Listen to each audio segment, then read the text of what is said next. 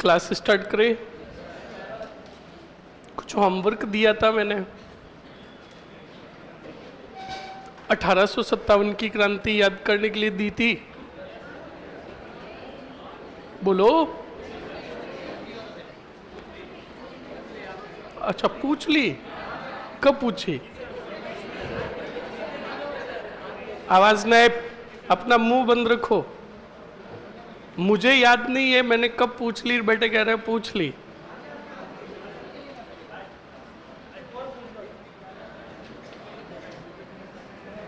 चलिए, आवाज नहीं।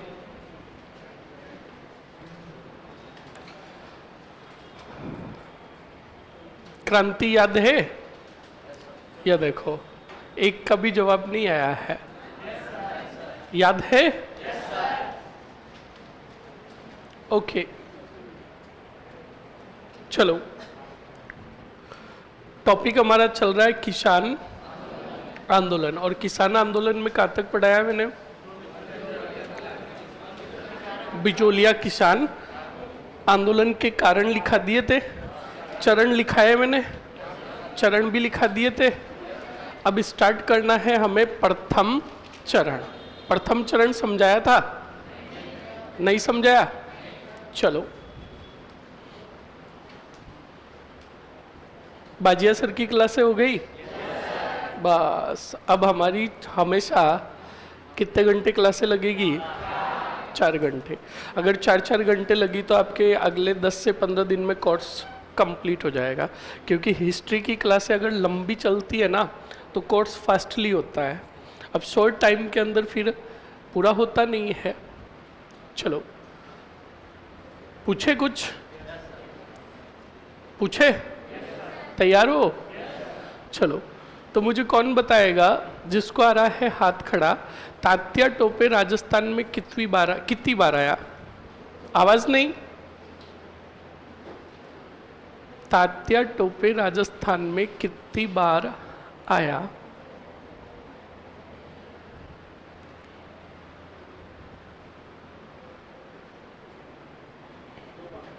प्रथम बार कहां से आया था? भीलवाड़ा से। आवाज नहीं। और जिसने बीच में बोला ना उसको पूरा पूछूंगा। भीलवाड़ा से आया था, है ना? कौन बताएगा कहां से आया था? मांडलगढ़। दूसरी बार? अरे चुपचाप बैठे रहो, बांसवाड़ा। अभी फिर तुम्हें पूछूंगा तब दूसरे लोग हंसेंगे। बांसवाड़ा से कब आया? 3 दिसंबर को। 11 दिसंबर को तो बांसवाड़ा के लक्ष्मण सिंह को पराजित किया था। तात्या टोपे को फांसी कब दी गई? तात्या टोपे को फांसी कब दी गई? हाँ बताओ, कब दी गई? 1864।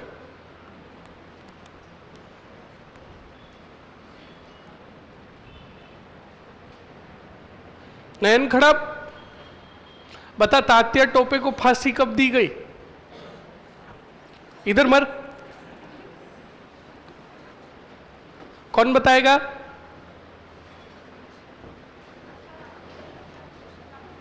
अठारह अप्रैल 1857।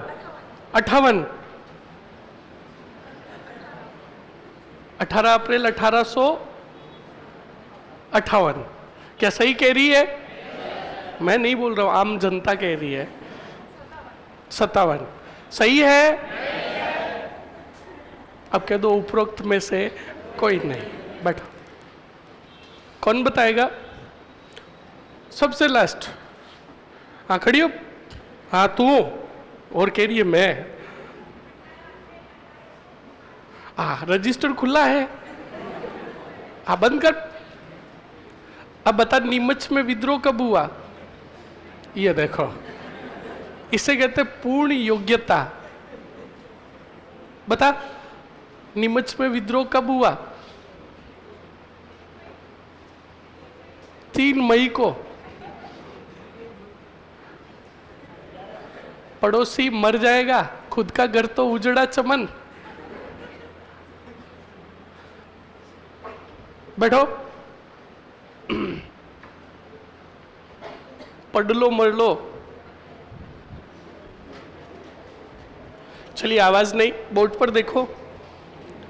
आवाज नहीं, आवाज नहीं।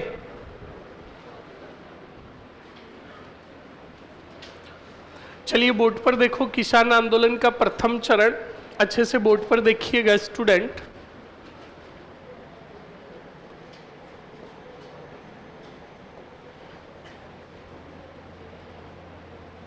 कौन सा चरण? प्रथम चरण।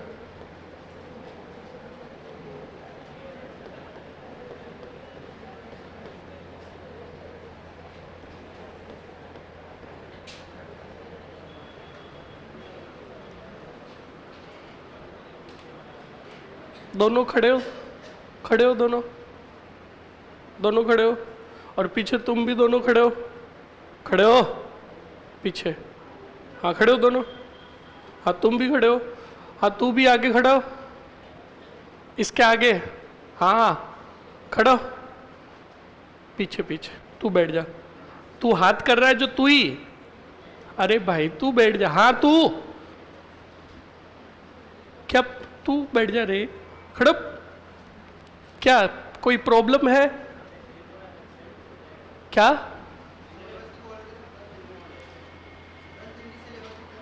हाँ तो अच्छा,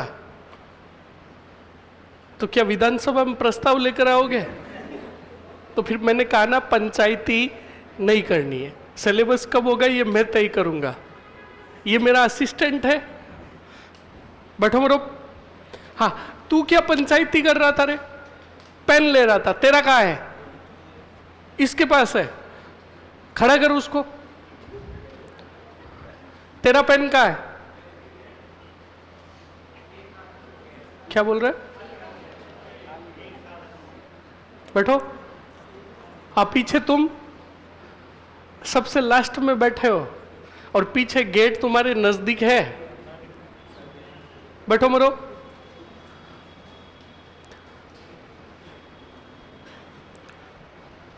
चलो अब सुन लो और समझ लो अच्छे से।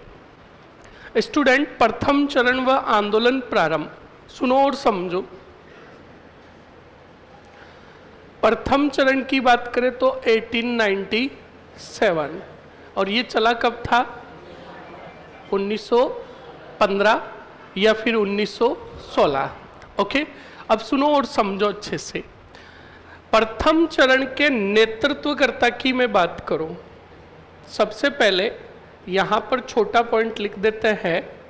बताओ क्या लिखा मैंने? आंदोलन प्रारंभ। तो आंदोलन प्रारंभ जो हुआ था वो 1897 में। कौन से गांव से हुआ था? गिरधारीपुरा गांव। गिरधारीपुरा गांव के किसके घर से? गंगाराम धाकड़ के घर से। समझ लो, पहले अच्छे से देख लो।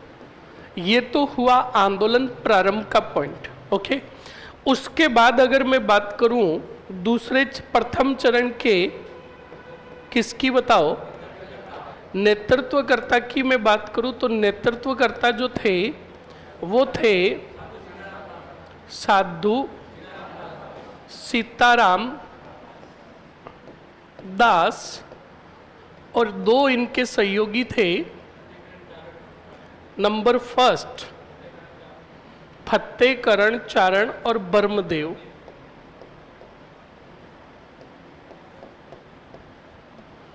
और दूसरा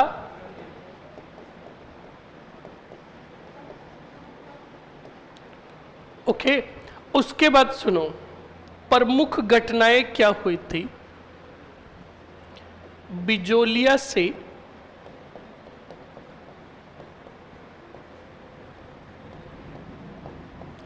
पहले समझोगे कि लिखोगे? पक्का? चलो फिर बोर्ड पर देखो, जल्दी से अच्छे से समझा देते हैं आपको। रफली काम ले लेते हैं, बस ठीक है यहाँ पे। तो अब पहले समझ लेना अच्छे से, और अच्छे से पूरा प्रथम चरण पूरा याद हो जाएगा आपको। पहले सुनो और समझो। स्टूडेंट, इसमें एक क्षेत्र आया, बताओ कौन सा माल? और ऊपर माल के अंदर टोटली जो गांव की संख्या थी वो लगभग कितनी थी? 90। कहीं पर 94 भी लिखा हुआ है, कहीं पर 90 भी लिखा हुआ है, पर बिजोलिया में जो बात करें तो लगभग कितने गांवों की संख्या थी? 89। इसके बाद बढ़ते भी रहेंगे, घटते भी रहेंगे, ठीक है। तो हम ये मानते हैं कि भाई ऊपर माल के अंदर खूब सारे गांव थे, गांवों का समूह था कौन सा, और उसी में ठिकाना था कौन सा लिया? अब बिजोलिया में भी खूब सारे गांव थे, और इन्हीं गांवों में एक गांव था जिसका नाम था, जल्दी से बताओ क्या? बोलो। गिरधारीपुरा गांव के अंदर एक किसान रहता था जिसका नाम था, हाँ आगे मत बोलो, जब मैं लिख दूं ना तब बोलना है, गंगाराम। अब हुआ क्या, गंगाराम धाकड़ के थे कौन? पिता, जो दुनिया छोड़कर चले गए।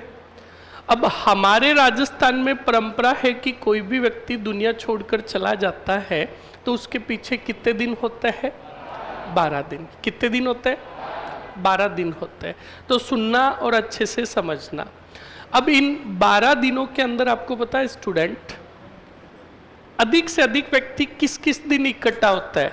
एक तो पहले ही दिन, जिस दिन आदमी दुनिया छोड़कर जाता है, उसके जितने कितने भी मिलनसार व्यक्ति होते हैं, गांव के लोग होते हैं, वो सब इकट्ठा होते हैं और अंतिम संस्कार के दौरान साथ जाते हैं। फिर दूसरे दिन कोई भी नहीं आता है, क्योंकि तीसरे दिन होती है बैठक, जिसको हमारी राजस्थानी भाषा में बोलते हैं कि तीजो कहीं है। और बैठक का मतलब ये है कि तीसरे दिन से लेकर 12वें दिन तक जितने कितने भी उसके मिलनसार व्यक्ति है उसके घर पर बैठने आएंगे। सही है कि नहीं? जिसको हम बोलते तापड़ और सभा। समझ में आया? तो देखो, एक तो व्यक्ति आए पहले दिन, एक आए कितवे दिन, और एक जिस दिन उस व्यक्ति के अस्थियों को कहाँ लेकर जाया जाता है? गंगा जी। उस दिन भी तो काफी व्यक्ति आते हैं। और फिर सबसे ज्यादा व्यक्ति आते हैं 12वें दिन, क्योंकि उस दिन जीमण, उसको जीमण नहीं बोलते, उसको मृत्यु भोज, और राजस्थानी भाषा में बोलते हैं मौसर। ये क्या हुआ?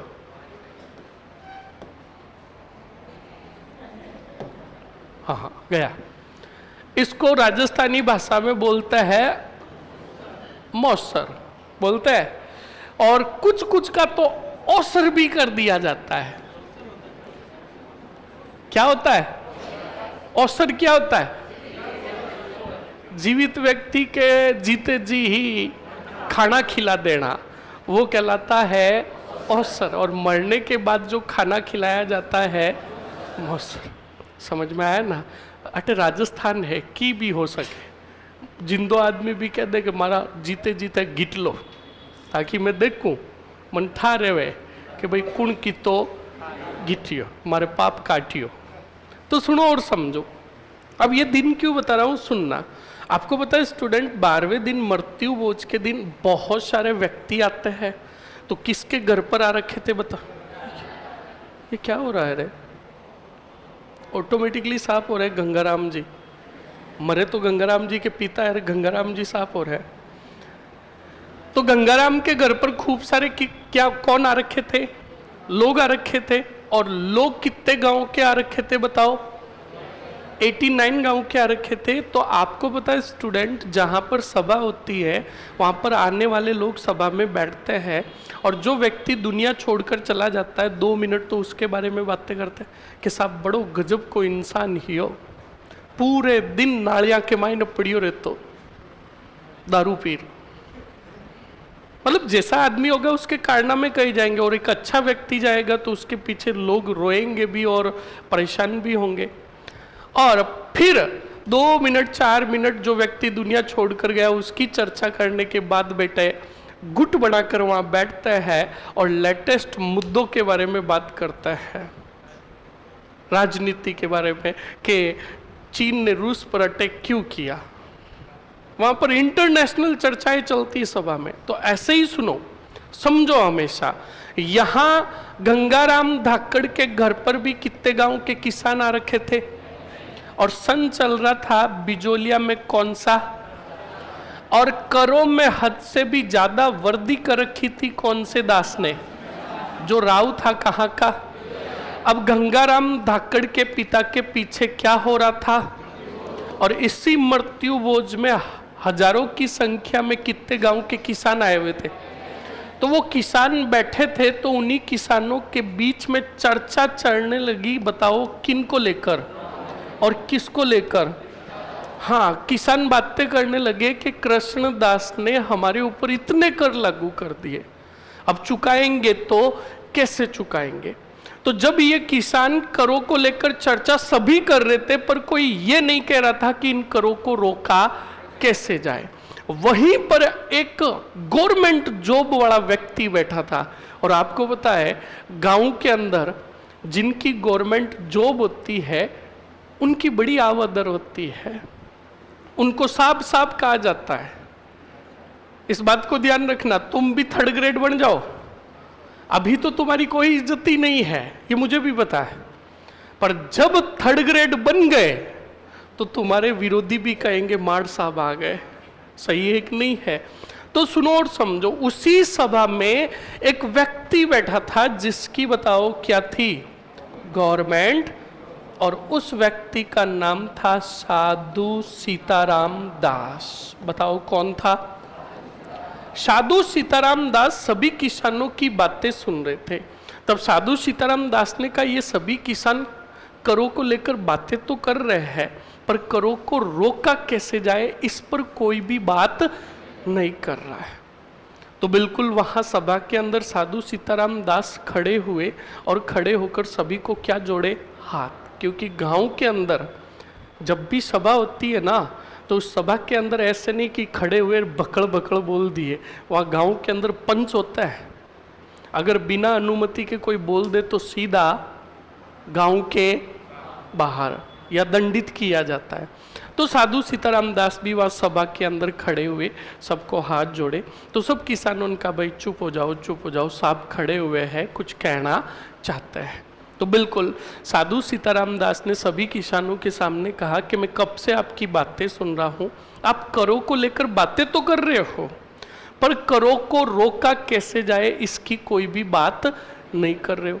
और तुमने अगर करों को रोकने का प्रयास नहीं किया तो ये कृष्णदास 150 कर लागू कर देगा, और तुम एक भी कर नहीं चुका पाओगे, तुम्हारे ऊपर अत्याचार होगा। तब उसी सभा में एक किसान खड़ा हुआ, और किसान ने खड़े होकर साधु सीताराम दास को कहा कि साहब, हमने कई बार प्रयास किया, हम कृष्णदास के पास भी गए ठिकाने में, कृष्णदास हर बार हमें डरा धमका कर वापस भेज देता है, हम करे तो करे क्या, आप ही बताओ। तो साधु सीताराम दास ने कहा, आप अगर मेरी शिकायत मेरे पास ही लेकर आओगे तो मैं कोई सुनवाई थोड़ी करूंगा। आप एक काम करो, बिजोलिया ठिकाना आता है किस रियासत में, और आप कृष्णदास की और करो की शिकायत करो मेवाड़ के, बताओ किसको, राजा को। और राजा राणा फतेह सिंह है। कौन है? आप अपनी शिकायत लेकर जाओ किसके पास, फतेह सिंह के पास। तो साधु सीताराम दास को उसी किसान ने कहा, आप ही बताओ हम में से जाएगा कौन। तो सभा खूब सारी बड़ी थी, खूब सारे गांव के किसान आए हुए थे कि नहीं थे। तब साधु सीताराम दास ने कहा, बेरीसाल गांव के नानजी पटेल खड़े हो और गोपाल गांव के ठाकरी पटेल खड़े हो। कितने किसान बोलो, नानजी और, हाँ। तो देखो अब फतेह सिंह के पास इसी सभा में से, सभा किधर गई, साफ हो गई, इधर लिख लेते हैं, सभा में से बताओ साधु सीताराम दास कितने किसानों को चुन रहे हैं। पहला बताओ कौन, नानजी, कौन से गांव के हैं, बेरीसाल। बताओ कौन सी साल, और दूसरे जो किसान है उनका नाम ठाकरी पटेल, और ठाकरी पटेल का गांव है कौन सा? गोपाल गांव। कौन सा गांव? अब इन दोनों किसानों को साधु सीताराम दास ने कहा, नानजी ठाकरी पटेल, आप पढ़े लिखे हो, किसानों की समस्याओं की रिपोर्ट बनाओ, कृष्णदास की शिकायतें लिखो और लेकर जाओ किसके पास? अब बताओ, ये दोनों किसान आ गए कहाँ? मेवाड़। किसके पास? जैसे तैसे करके फतेह सिंह से मिले। फतेह सिंह जी को कहा कि हे राणा, हम बिजोलिया ठिकाने से आए हैं, आपके राव कृष्णदास जो है जिन्होंने हमारे ऊपर खूब सारे कर लागू कर रखे हैं, इतनी हम में हिम्मत नहीं है कि आपके कर इतने हम चुका पाए। कृष्णदास के ऊपर से छप्पनिया अकाल जैसी स्थिति बनी हुई है, इस अकाल में कहाँ से कर लेकर आए और कहाँ से चुकाए? तो फतेह सिंह ने कहा, देखो नानजी और ठाकरी पटेल, तुमने मुझे जब बात बताई तब मुझे पता चला, वरना मुझे इसकी जानकारी।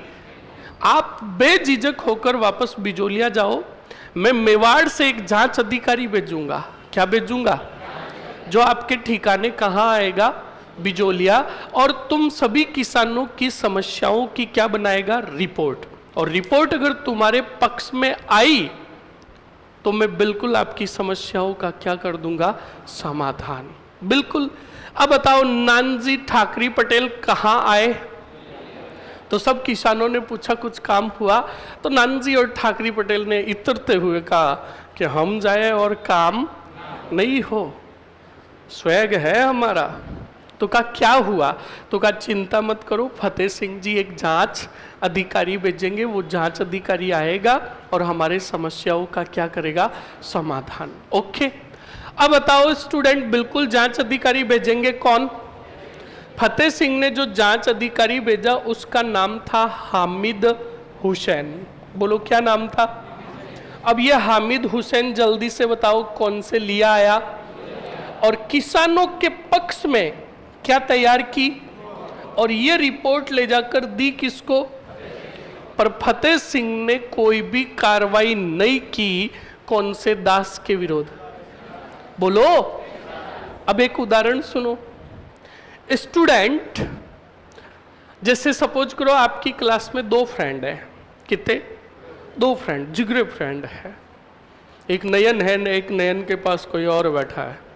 नयन लेकर आया आईफोन 20 प्रो मैक्स, जो अभी भी मार्केट में आया नहीं है। ये फोन तगड़ा लेकर आ गया। अब लेकर आया और इसने अपने मित्र को बताया, कहता फोन लेकर आया हूं तगड़ा वाला। तो पास वाले मित्र जो था बड़ा खुरापाती दिमाग का था, उसने कहा यार गजब लेकर आया, एक सैफ ले लेता है। तो कहा ले इधर आ। अब उस फोन में नयन का चेहरा आ रहा है, उसका क्यों नहीं आ रहा? क्योंकि नयन खाते पीते घर का है। अब बेटे को उसको मिर्ची लग रही है पास वाले मित्र को कि ये इतना बड़ा मोबाइल और इतने पैसों का मोबाइल लाया कहाँ से? अब नयन ने क्या किया? 2 घंटे की क्लास हुई, भोगना दुखने लग गया, चाय तो पीनी पड़ेगी। तो इसने क्या किया? मोबाइल अपने बैग में डाल दिया और चैन लगा दी। पास वाला मित्र खुरापाती दिमाग का। अब नयन ने उसको कहा ले चल चाय पीने चलता, तो पास वाले ने कहा मैं नहीं चलूंगा। नयन चला गया। पास वाले मित्र को पासवर्ड भी पते थे। जीव ही नयन गया तो पहले उस पास वाले मित्र ने यूं देखा कि कोई नहीं, तो चैन खोली, फोन निकाला, लॉक खोला, स्विच ऑफ किया और अपने जूते में डाल दिया। अब नयन बाहर गया तो नयन ने अपने मित्रों को जाकर कहा मैं जबरदस्त फोन लेकर आया हूँ। कहा यार हमें बता। तो नयन ने जेब में हाथ डाला कि अरे यार मेरे बैग में, मैं लेके आऊं। अब वो भागकर आया, आगे बैग में देखा तो हालात बदल गए, जज्बात बदल गए, मोबाइल मिला ही नहीं। तो नयन ने कहा मेरा मोबाइल कहाँ गया, मोबाइल कहाँ गया? तो आसपास वालों को पूछा। अब उस पास वाले कपटी मित्र को कैसे पूछे? आखिरकार उसको पूछा कि तूने देखा क्या? तो पास वाले ने कहा मार मारा वापस हो गन, मैं को नहीं देखियो। और जहाँ तक कि फोन है किसके पास? उसी के पास। अब वो फोन अपने घर पर ले गया। अब सुनो, घर पे बढ़िया आराम से क्या चला रहा है? हाँ, फोन चला रहा है। अब फोन चला रहा था कि तभी उसके पापा की नजर पड़ी। पापा अंदर आए, फोन देखा, पापा ने कहा 20 प्रो। तो छोरे ने कहा यो। तो पापा ने कहा यार मुझे दे दे। तो छोरे ने कहा तुम ले लो। अब एक बात बताओ, पिता को पता था कि ये फोन इस छोरे का नहीं है, पिता ने उस छोरे के विरुद्ध कोई कार्रवाई की क्या? अरे बताओ। तो उस छोरे के हौसले और बुलंद होंगे कि नहीं होंगे? एक दिन ऐसा आएगा कि फिर वो बाद में मोबाइल चोर नहीं बनेगा, वो एटीएम तोड़ेगा। क्या तोड़ेगा? सही है कि नहीं है? तो आप ये उदाहरण मैंने यहां पर क्यों दिया? देखो, गलती कृष्णदास की थी, पर मेवाड़ के राणा फतेह सिंह ने कोई कार्रवाई की क्या? तो हौसले बुलंद किसके हुए? बोलो। अब कृष्णदास को पता चला कि मेरी शिकायत जाकर किसने की? बोलो। नानजी और ठाकरी, इन दोनों को बुलाया कौन से दास ने? काठे मरो। नानजी और ठाकरी पटेल को कहा कि इधर आओ। फिर नानजी और ठाकरी पटेल को कहा कैसे हो? तो नानजी और ठाकरी पटेल ने कहा अब तक तो ठीक थे। तो कहा शिकायत करने चले? तो कहा कृष्णदास जी माफ कर दीजिए, हमने आपकी शिकायत तो की थी। कृष्णदास ने दोनों को ठिकाने से बाहर निकाल दिया। फिर बहुत बड़ी जुर्माना राशि लेकर दोनों को वापस क्या दिया? प्रवेश। ठीक है। अब तुमसे मैं पूछता हूं, क्या कृष्णदास के विरुद्ध कोई कार्रवाई हुई क्या? तो हौसले बुलंद किसके होंगे? कृष्णदास ने 1903 में नया कर लागू किया। बताओ कब लागू किया? और कर जो लागू किया उसका नाम था, बोलो। अब देखो नाम से ही पता चल रहा है, चौरी कर। चौरी कब बनाई जाती है? शादी के समय। तो सुनो और समझो, 1903 में बिजोलिया के राव कृष्णदास ने घोषणा की कि मेरे ठिकाने में जितने कितने भी गांव है, सभी गांव के किसान कान खोल के सुन लो, जो भी अपनी लड़की का विवाह करेगा तो वो पहले बिजोलिया ठिकाने में आएगा और 5 रुपए का रजिस्ट्रेशन करवाएगा, तब उसे चौरी बांधने की अनुमति दी जाएगी, वरना विवाह नहीं होगा। जो चौरी के नाम पर कितने रुपए नहीं देगा, वो अपनी लड़की का विवाह, उस वही कर कहलाया। कौन सा कर? अब ये लागू कब किया बताओ? और चौरी कर के रूप में कितने रुपए लिए जाते थे?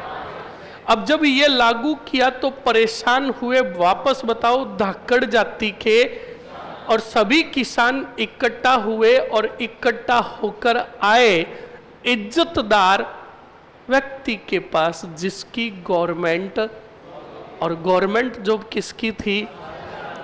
तो साधु सीताराम दास के पास सभी किसान इकट्ठा होकर आए और साधु सीताराम दास को कहा कि साहब छपनिया अकाल पड़ा हुआ है, इतने कर लिए जा रहे हैं और अब लागू कर दिया चौरी।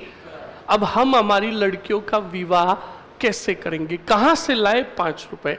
तो साधु सीताराम दास ने एक बात कही कि किसानों एक काम करो, आप इस वर्ष आपकी जो भी शादी योग्य लड़कियां हैं उनका विवाह करो ही मत। 1 साल जब आप विवाह ही नहीं करोगे तो चौरी कर जाएगा ही नहीं। किसके पास? कृष्णदास के पास। और जब कृष्णदास के पास चौरी कर नहीं जाएगा तो कृष्णदास सोचेगा कि इस कर से कोई फायदा नहीं है, तो क्या कर देगा? समाप्त कर देगा। किसानों ने कहा बात तो सही है। तो किसानों ने साधु सीताराम दास के कहने पर कितने साल तक? 1 साल तक अपनी शादी योग्य लड़कियों का विवाह किया ही नहीं। पर कृष्णदास बड़ा गजब का था, उसने चौरी कर को अगले साल भी यथावत रखा। तो किसानों ने कितने साल विवाह नहीं किया? अपनी लड़कियों का, है ना? हाँ, किसान तो विवाहित ही थे। किसानों ने अपनी लड़कियों का विवाह कितने साल तक नहीं किया? अब कितने साल बीत गए? कृष्णदास ने तीसरे साल भी कर को यथावत रखा। अब किसान वापस इकट्ठा होकर आए गवर्नमेंट जॉब वाले व्यक्ति के पास। किसके पास? साधु सीताराम दास जी को आकर का, तुम्हारे कहने पर 1 साल नहीं किया, 2 साल नहीं किए, अब हमारी लड़कियां शादी योग्य है, हम आगे मना करें तो कितने दिन मना करें? शादी तो करनी ही पड़ेगी। और कहाँ से लाए चौरी कर? तो साधु सीताराम दास ने कहा अब एक ही चारा बचा है, आप अपनी जितनी कितनी भी बिजोलिया ठिकाने में शादी योग्य लड़कियां हैं इन सबको इकट्ठा करो, तुम सभी इनके किसान यानी माता पिता जो हो सब अपनी लड़कियों को लेकर ठिकाने जाओ और कृष्णदास को क्या जोड़ो, हाथ जोड़ो, पैर पकड़ लो, विनती कर लो, क्या पता कृष्णदास को तरस आ जाए और वो कर को क्या कर दे, समाप्त। तो किसानों का ये भी बात सही है। तो सभी बिजोलिया ठिकाने के किसान जो अपनी शादी योग्य लड़कियां थी उन सभी लड़कियों को लेकर बताओ कौन से लिया आए, किस के राव कौन था बताओ, कृष्णदास के पास आए और सभी किसानों ने विनती की कि राव आप जो चौरी कर है उसको क्या कर दो, समाप्त कर दो। कृष्णदास ने भी कहा किसानों तुम बड़ी विकट स्थिति में हो, मुझे चौरी कर को क्या कर देना चाहिए, समाप्त। पर समाप्त नहीं कर सकता, लागू किया है तो चुकाना तो पड़ेगा। तो किसानों ने कहा ठीक है हम चौरी कर चुकाएंगे, आप हमें कोई काम दे दो, काम बता दो, हम पैसे इकट्ठा करके चुका देंगे। तो कहा ये हो सकता है, मैं बता सकता हूं कि पैसे तुम्हारे पास कहां से आएंगे। तो कहा बताओ सहायता करो हमारी। तो कहा कुछ ही दिनों बाद बिजोलिया में क्या भरेगा, जल्दी से बताओ, बोलो, मेला भरेगा।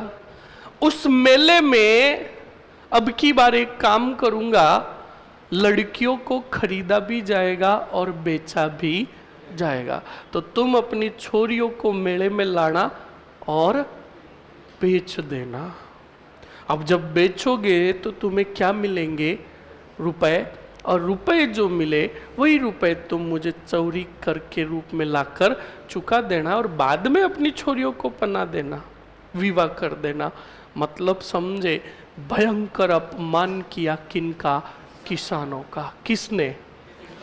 अब बताओ हमारे राजस्थान के अंदर लोगों की परंपरा है कि परगर पगनी मेलणो बिना मान मनवार, कहते कि नहीं कहते? जब किसानों का इतना भयंकर अपमान हुआ, किसने किया? तब किसानों ने तय कर लिया था कि हम इस ठिकाने में रहेंगे ही, हम दूसरे ठिकाने में जाकर थोड़ा कमाएंगे पर इज्जत की खाएंगे, पर ऐसे ठिकाने में नहीं रहेंगे जिसके राव को अपनी जनता का सम्मान करना भी नहीं आता। अब बताओ गांव के गांव खाली होने लगे कौन से लिया के, और किसान जाने लगे दूसरे ठिकानों में।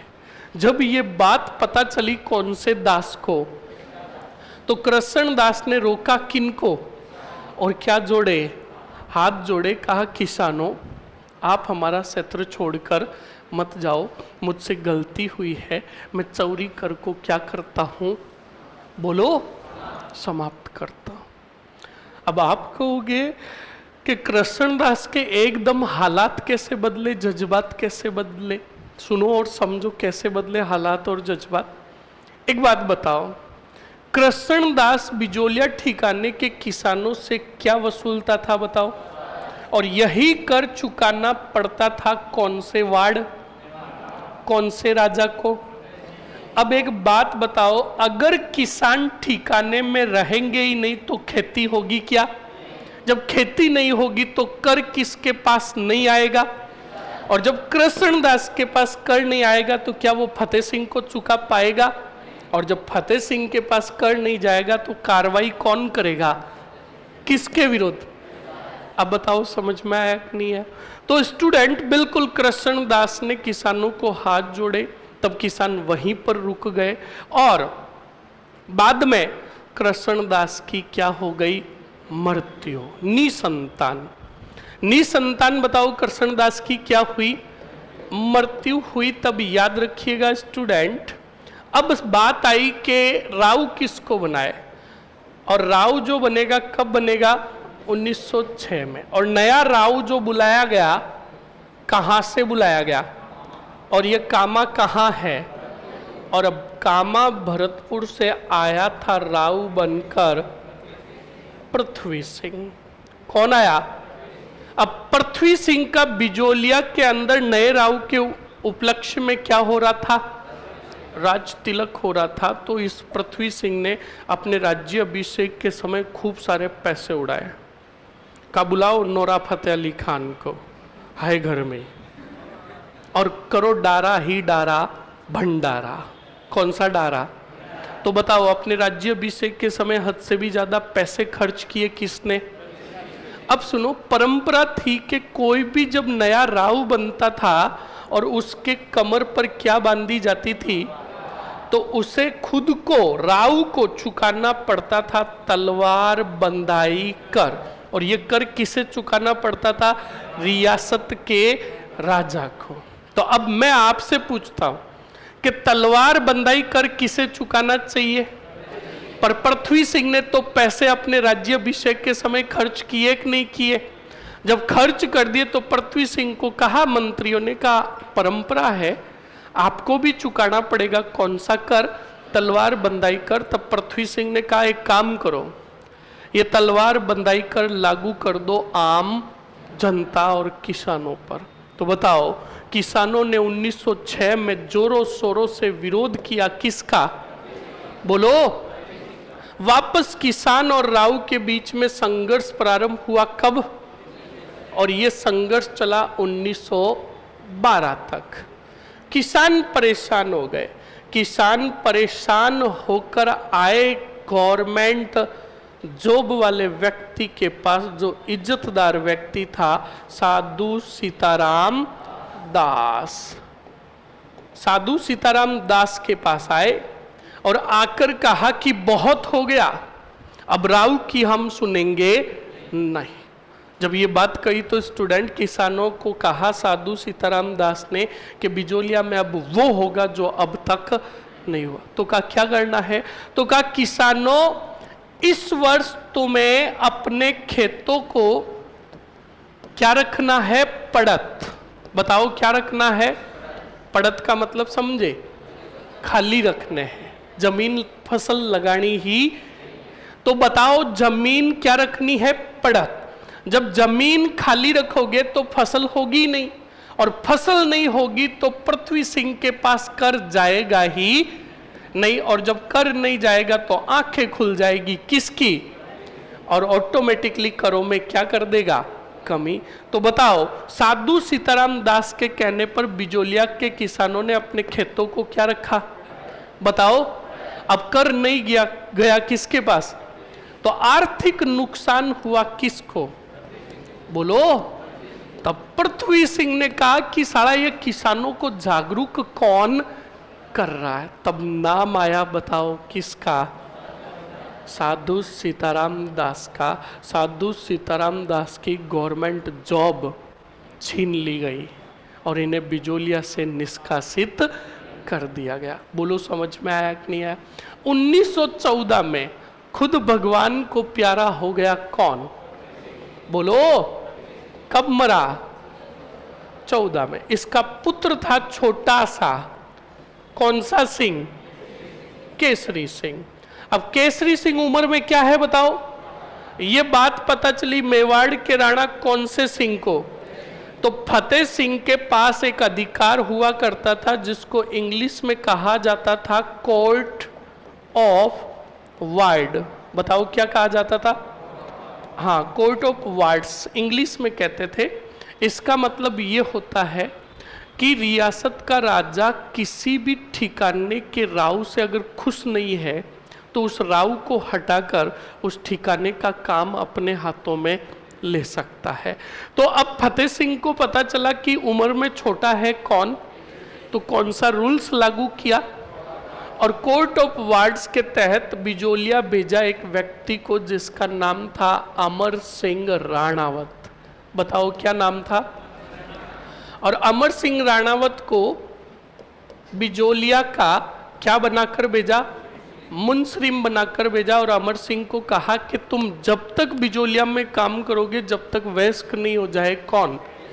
अब अमर सिंह राणावत बिजोलिया आए और किसानों को कुछ करों में क्या दी? छूट दी, राहत दी। और प्रथम चरण क्या हो गया? क्या हो गया? बोलो। समाप्त। तो मैंने पूरा प्रथम चरण एक साथ ले लिया है। अब तुम्हें वापस रिपीट करना है सबको एक साथ, बॉयज़ और गर्ल्स सभी सुन लेना, ताकि रिपीट करोगे तो 5 मिनट में पूरी चीज़ें क्या हो जाएगी, रिपीट, और यहीं पर याद हो जाएगी। तो जल्दी से बोर्ड पर देखो। स्टूडेंट बताओ, मैंने आपको कौन सा क्षेत्र बताया? ऊपरमाल में कितने गांव थे? बोलो। 89 में एक गांव था, कौन सा? पूरा। बोलो। गिरधारीपुरा गांव का किसान कौन था? गंगाराम धाकड़ के पिता की क्या हुई? उनके पीछे हुआ कौन सा भोज? मृत्यु भोज में कितने गांव के किसान आ रखे थे? बोलो। किसके घर पर सभा चल रही थी? वहीं पर लेकर किसको चर्चा हुई? और किसकी चर्चा हुई? तब वहीं पर आ रखे थे कौन? साधु सीताराम दास ने कितने किसानों को भेजा? कहाँ की शिकायतों को देकर? और किसकी शिकायतों को देकर? कहाँ भेजा? किसके पास? कितने किसान गए? पहले कौन थे? दूसरे? ये समस्या लेकर कहाँ गए?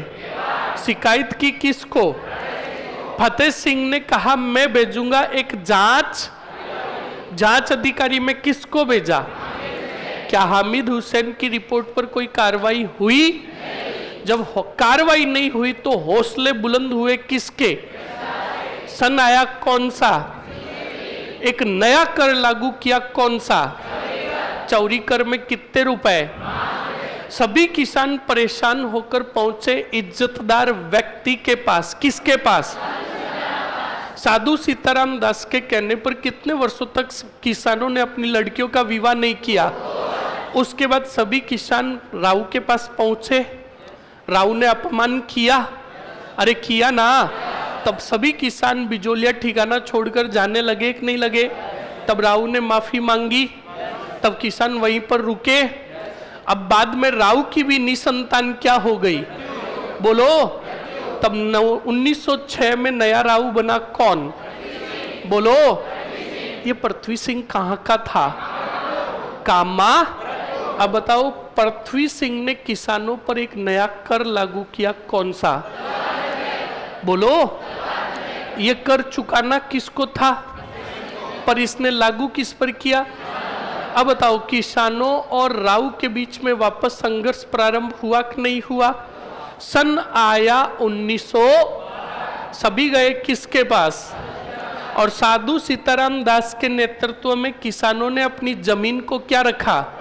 इस कारण नुकसान हुआ कौन से सिंह को? पृथ्वी सिंह ने नौकरी से निकाल दिया किसको? बताओ। 1914 में मर गया कौन? इसका पुत्र था कौन? उम्र में क्या था? तब ये बात पता चली किसको? फतेह सिंह ने कौन सा रूल्स लागू किया? बोलो। क्या बनाकर भेजा? बोलो। बोलो। बोलो मरो। किससे बनाकर भेजा? अमर सिंह राणावत ने किसानों को थोड़ी बहुत क्या दी? करों में छूट दी, रियायतें दी, और प्रथम चरण क्या हो गया?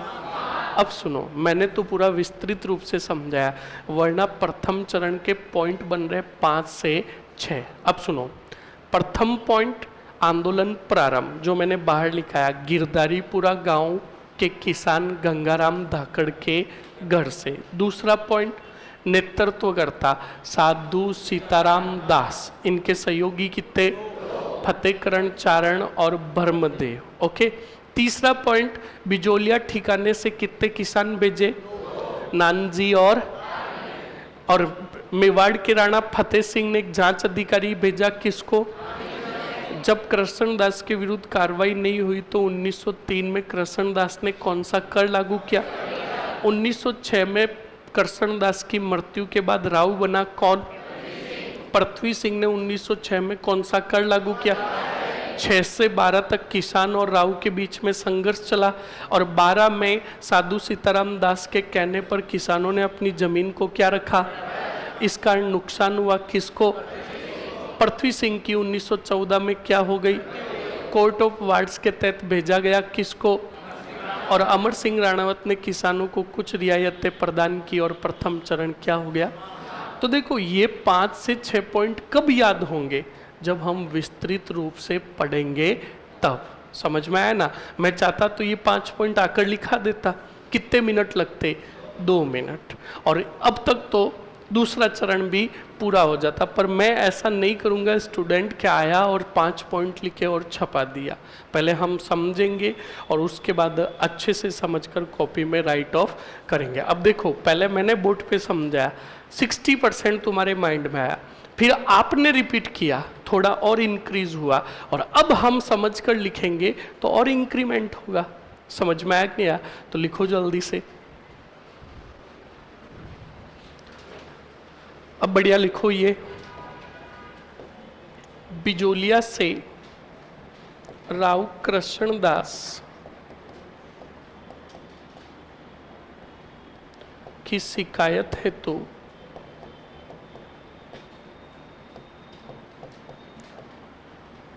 मेवाड़ के राणा फतेह सिंह के पास निम्न किसान भेजे गए। निम्न किसान भेजे गए। फर्स्ट,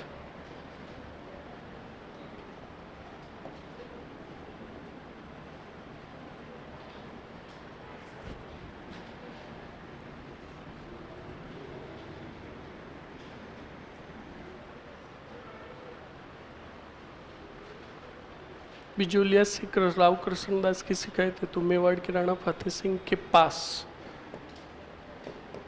निम्न किसान भेजे गए। फर्स्ट, कौन से पटेल? नानजी पटेल। सेकंड, ठाकरी पटेल।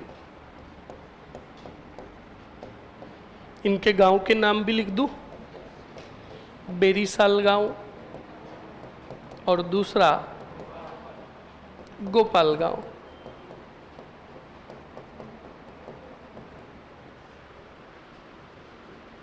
लिखो जल्दी से।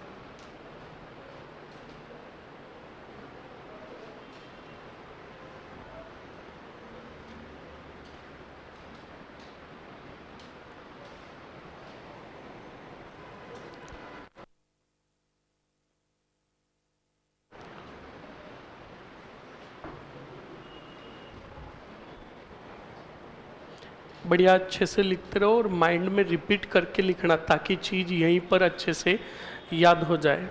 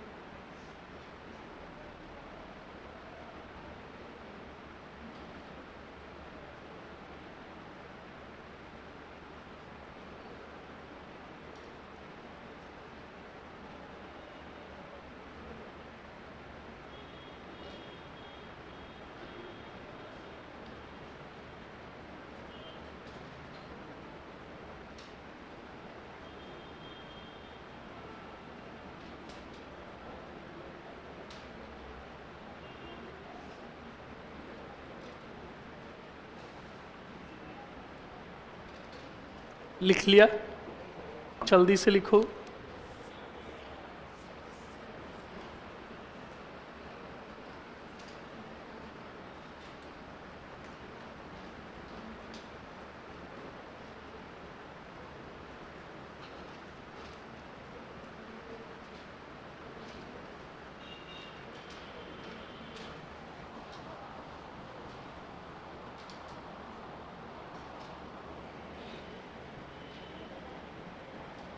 लिख लिया सभी ने? आगे बढ़े? बढ़े क्या? अब बताओ, इन किसानों की रिपोर्ट पर कोई फतेह सिंह ने कार्रवाई की? तो बताओ 1903 में नया कर लागू करेगा कौन? तो लिखो,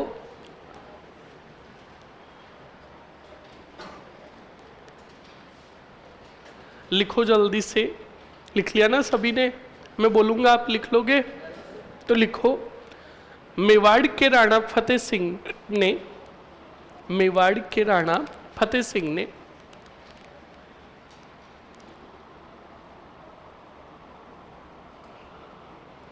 कृष्ण दास के विरुद्ध कोई कार्रवाई नहीं की। कृष्ण दास के विरुद्ध कोई कार्रवाई नहीं की।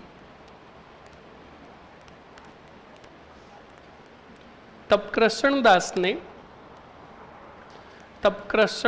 ने 1903 में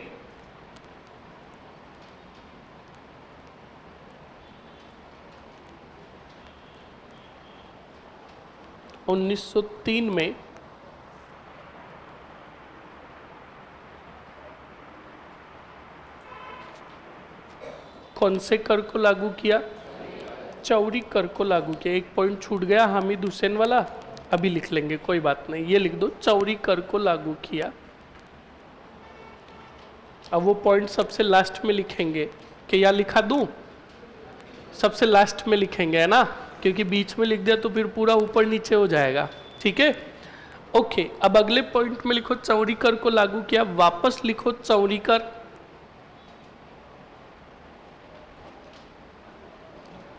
लिखो वापस चौरी कर। चौरी कर के आगे लिखो लड़कियों के विवाह के समय, लड़कियों के विवाह के समय वसूला जाने वाला कर, वसूला जाने वाला कर।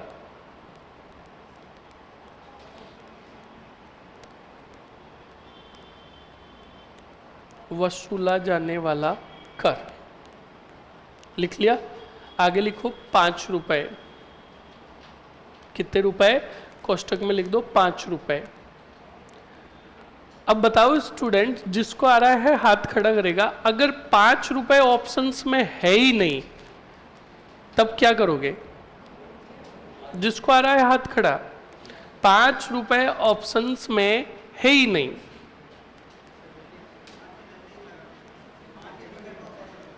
अच्छा निकट होगा, 5.5 है और 4.5 भी है, 5.5 करोगे ना, जो शुद्ध गलत है। यहाँ पे कोई गणित थोड़ी है जो अनुमान में पॉइंट में ठोक दोगे।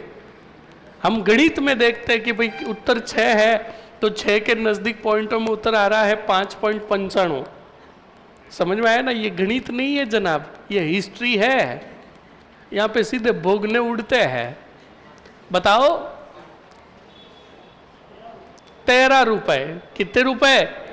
मतलब समझे, ये 5 और 13 का मामला क्या है पहले समझो। यही तो इतिहास है। ज्यादातर इतिहासकारों ने कहा कि चौरी कर के रूप में कितने रुपए वसूले जाते थे, पर एक खुरापाती दिमाग का विद्वान हुआ का शराब 13 रुपए। कितने रुपए? और क्या पता खुरापाती दिमाग का मत एग्जामिनर दे दे, क्योंकि एग्जामिनर भी तो कौन से पाती होते हैं। समझ में आया कि नहीं आया? तो आपको पहले तो ऑप्शंस में संभालना है कितने रुपए, और जब 5 रुपए ऑप्शंस में है ही नहीं तब कितने संभालोगे? अब जब तुम्हें सिर्फ 5 रुपए ही पता है और एग्जामिनर ने 5 नहीं देकर 13 वाला ऑप्शंस दे दिया तो फंसेगा कौन? तुम। समझ में आया ना? और फिर बाहर आकर कहोगे ये सवाल डिलीट होगा। अरे भाई डिलीट नहीं होगा, क्योंकि तुझे ही पता है कि कितने रुपए, 5 रुपए, वरना इसका दूसरा मत ये है कि कितने रुपए, 13 रुपए। तो 5 रुपए जो लिखे है ना, उसके आगे कोष्टक में लिखो राम प्रसाद व्यास के अनुसार।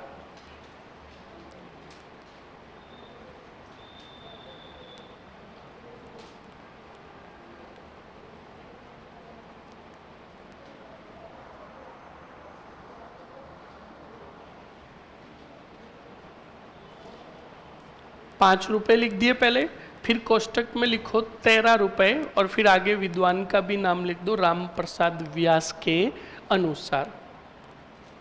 सर 10th में 13 है, 10th में मतलब समझे 10वीं की जो बुक आती है ना RBSC, उसमें 13 दे रखी। यही तो कह रहा हूँ, हमें दोनों चीजें याद में रखनी, 13 भी और 5 भी। लिख लिया। अब लिखो अगले पॉइंट में, साधु सीताराम दास के कहने पर, साधु सीताराम दास के कहने पर, साधु सीताराम दास के कहने पर किसानों ने शादी योग्य लड़कियों का विवाह, शादी योग्य लड़कियों का विवाह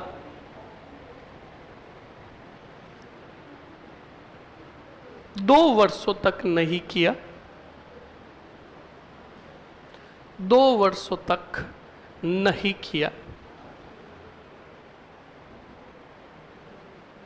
लिख लिया। अगले पॉइंट में लिखो स्टूडेंट,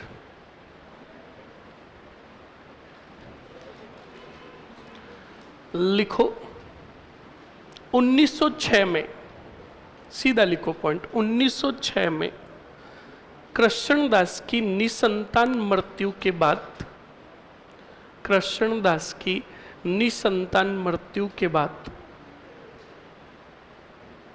निसंतान मृत्यु के बाद पृथ्वी सिंह, कोष्टक में लिखो कामा भरतपुर, पृथ्वी सिंह, कोष्टक में कामा भरतपुर, पृथ्वी सिंह बिजोलिया के नए राव बने, पृथ्वी सिंह बिजोलिया के नए राव बने।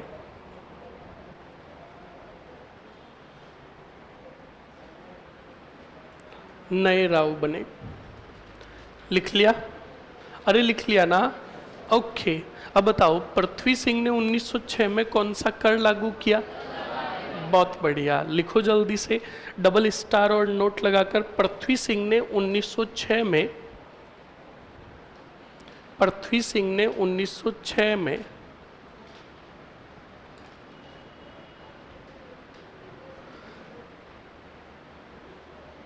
तलवार बंधाई कर लागू किया, तलवार बंधाई कर लागू किया।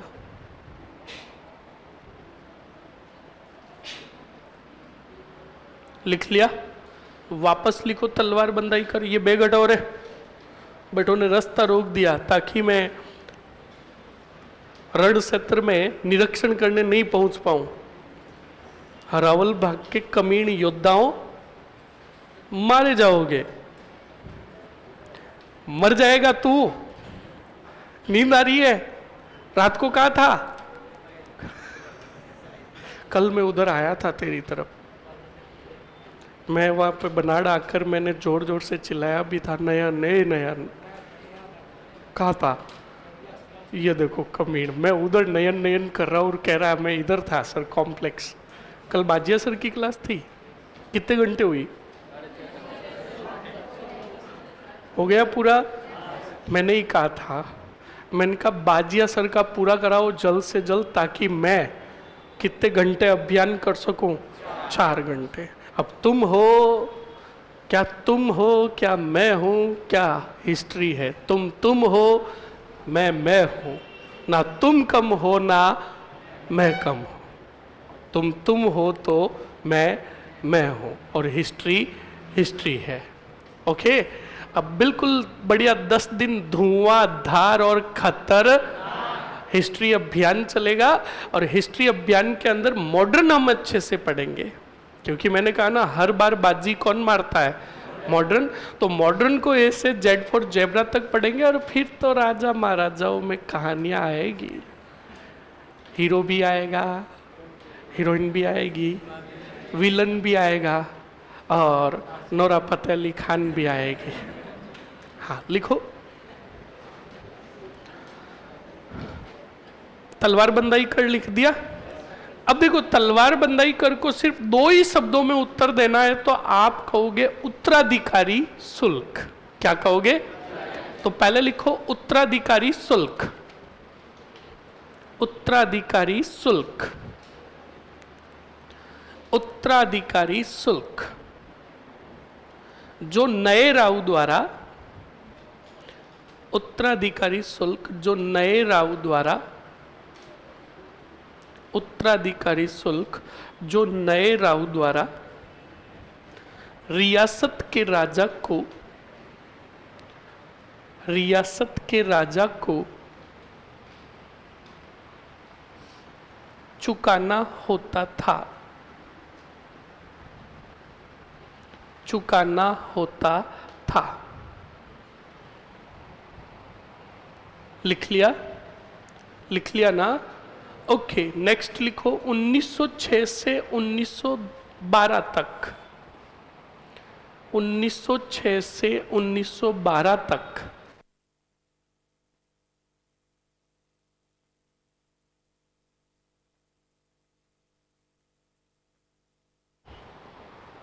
राव व किसानों के मध्य, राव व किसानों के मध्य संघर्ष चला। राव व किसानों के मध्य संघर्ष चला। लिख लिया? अगले पॉइंट में लिखो साधु सीताराम दास के कहने पर, साधु सीताराम दास के कहने पर, साधु सीताराम दास के कहने पर बिजोलिया के किसानों ने,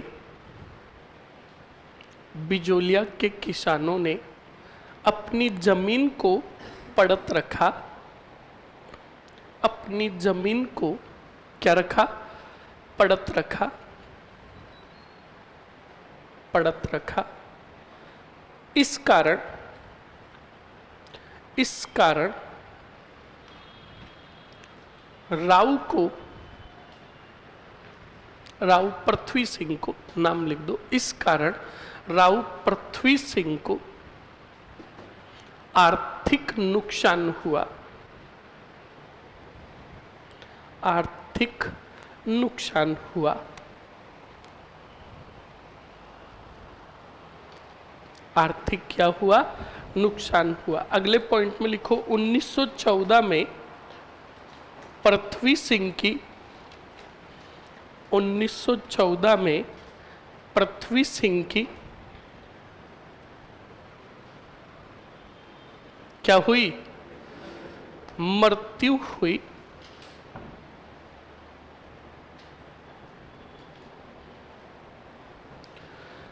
मृत्यु हुई। इनके पुत्र, इनके पुत्र कौन से सिंह?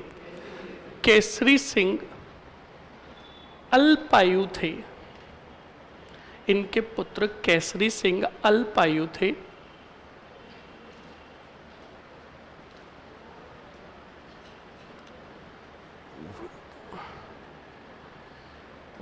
अल्पायु थे। अब बताओ फतेह सिंह जी कौन सा रूल्स लागू करेंगे? कोर्ट ऑफ, और मुंसरिम बनाकर भेजेंगे किसको?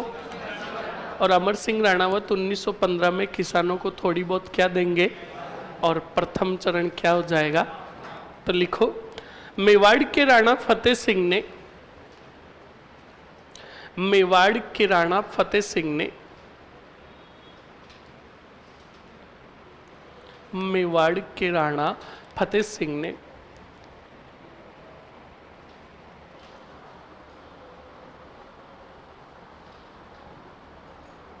फतेह सिंह ने कोर्ट ऑफ वार्ड्स के तहत, court of wards,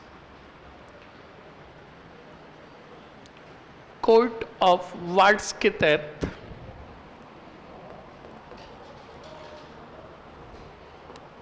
Amar Singh Ranawat को, अमर सिंह राणावत को मुंसरिम बनाकर भेजा, मुंसरिम बनाकर भेजा।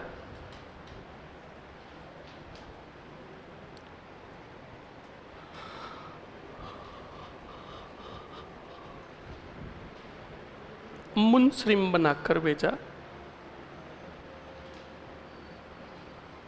लिख लिया? अरे लिख लिया ना। अमर सिंह राणावत ने किसानों को, अमर सिंह राणावत ने किसानों को करों में क्या प्रदान की? रियायतें प्रदान की, रियायतें या छूट प्रदान की।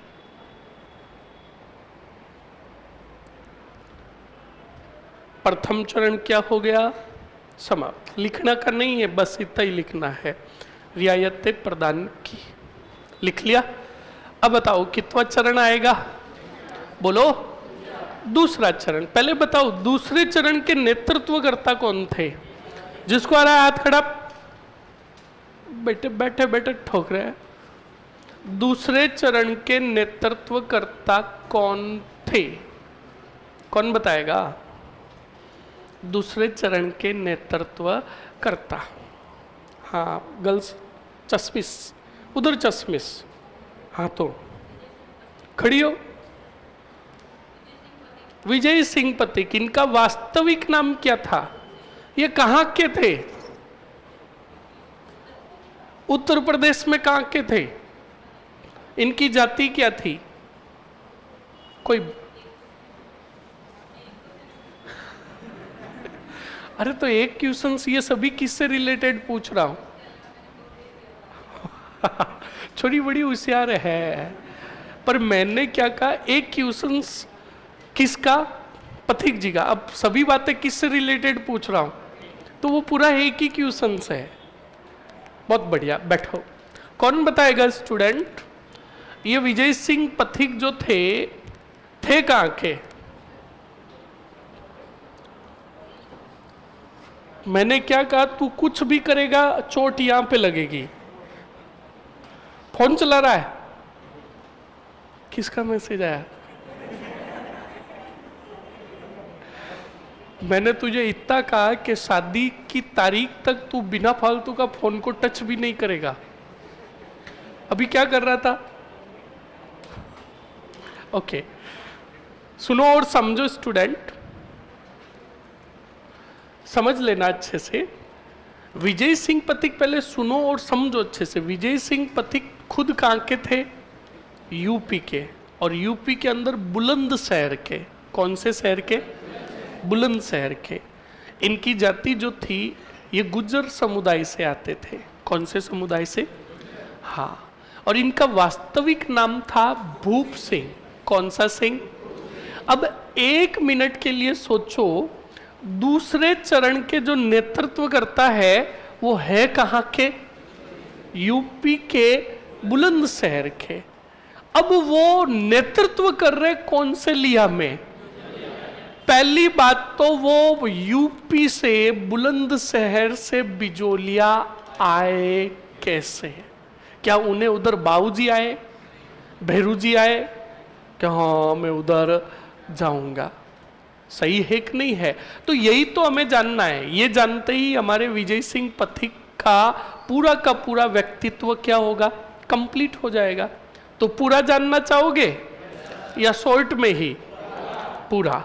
तो सुनो और समझो। विजय सिंह पथिक के जो दादा थे वो 1857 की क्रांति में क्रांतिकारी थे।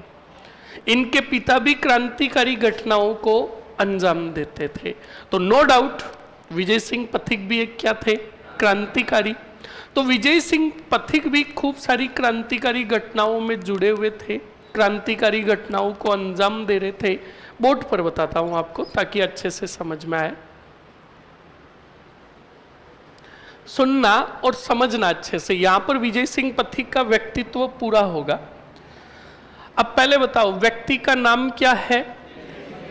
विजय सिंह पथिक। अब विजय सिंह पथिक एक बहुत बड़े क्रांतिकारी थे। तभी ये एक संस्था से जुड़े जिसका नाम था स्टूडेंट, बताओ कौन सी समिति? अनुशीलन समिति। बताओ क्या नाम है? अब इस अनुशीलन समिति के अंदर राष्ट्रीय स्तर के क्रांतिकारी काम करते थे। कौन से स्तर के? हाँ, राष्ट्रीय स्तर के क्रांतिकारी काम करते थे। खड़ा हो। पीछे खड़ा। हाँ तू टी शर्ट और तू टी शर्ट के अगला वाला खड़ा हो। हाँ अरे खड़ा हो, अरे टी शर्ट वाला, हाँ इसके अगला वाला तू भी खड़ा। अरे कमीनो, हाँ खड़ा, हाँ खड़ा, तू भी खड़ा। क्या बात थी, सच सच बता दो, बिठा दूंगा। क्या किया, क्यों लगाया हाथ? अब देखो दुष्टी की हरकतें देखो। एक गाना है बॉलीवुड का, छुओ ना, और फिर आगे उलाला भी आता है। और इसने कोर्ट में जाकर शिकायत कर दी, 6 महीनों की सजा हो सकती है। और यहीं से तो हमारी आदत गलत पड़ती है। क्यों छू रहा है, तू क्यों हंसा रे,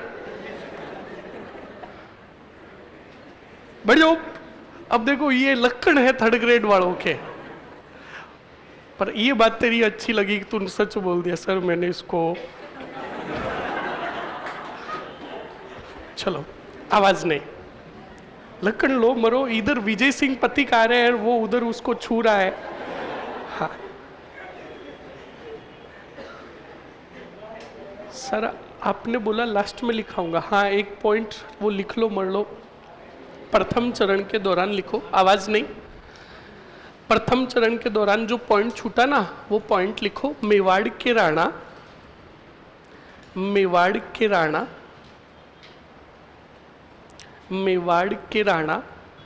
फतेह सिंह ने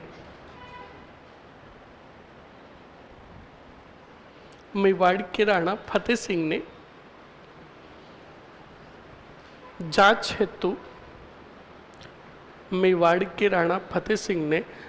हेतु हामिद हुसैन, कौन से हुसैन, हामिद हुसैन नामक अधिकारी को भेजा।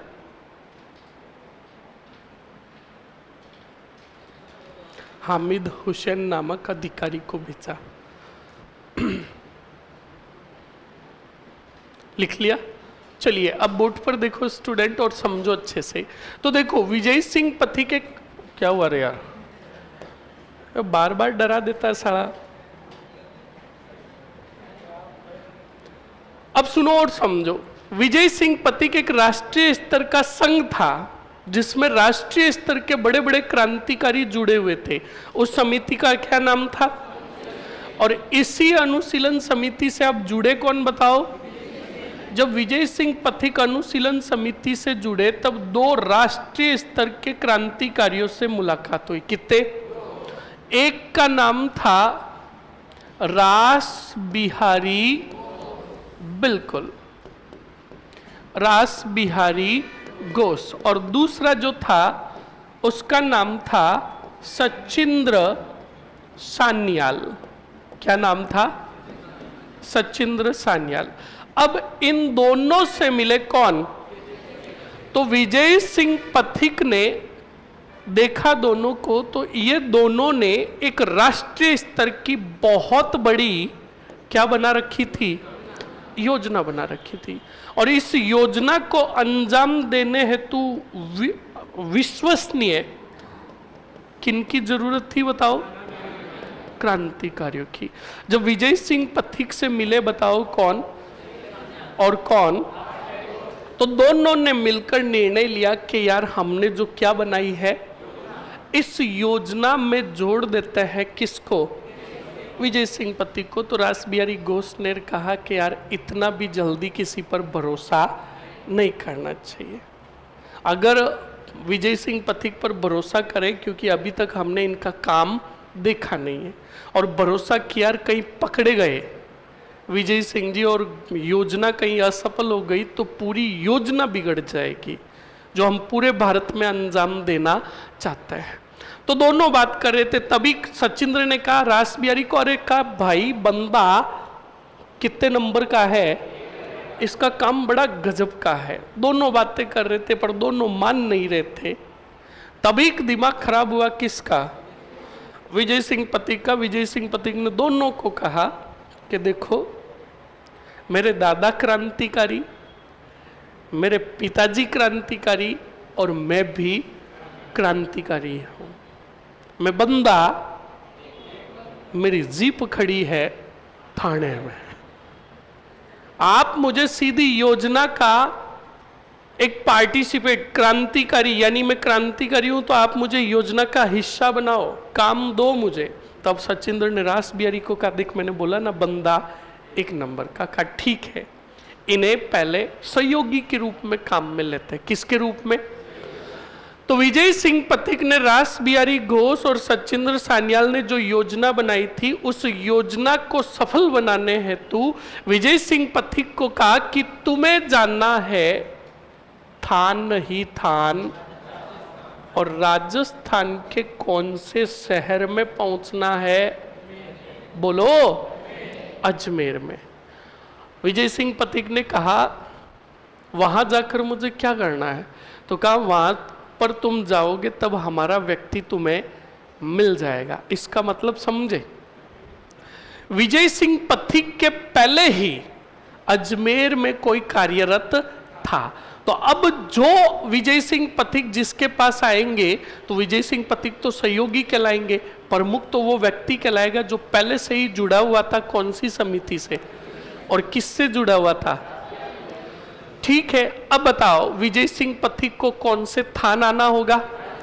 राजस्थान के कौन से मेयर?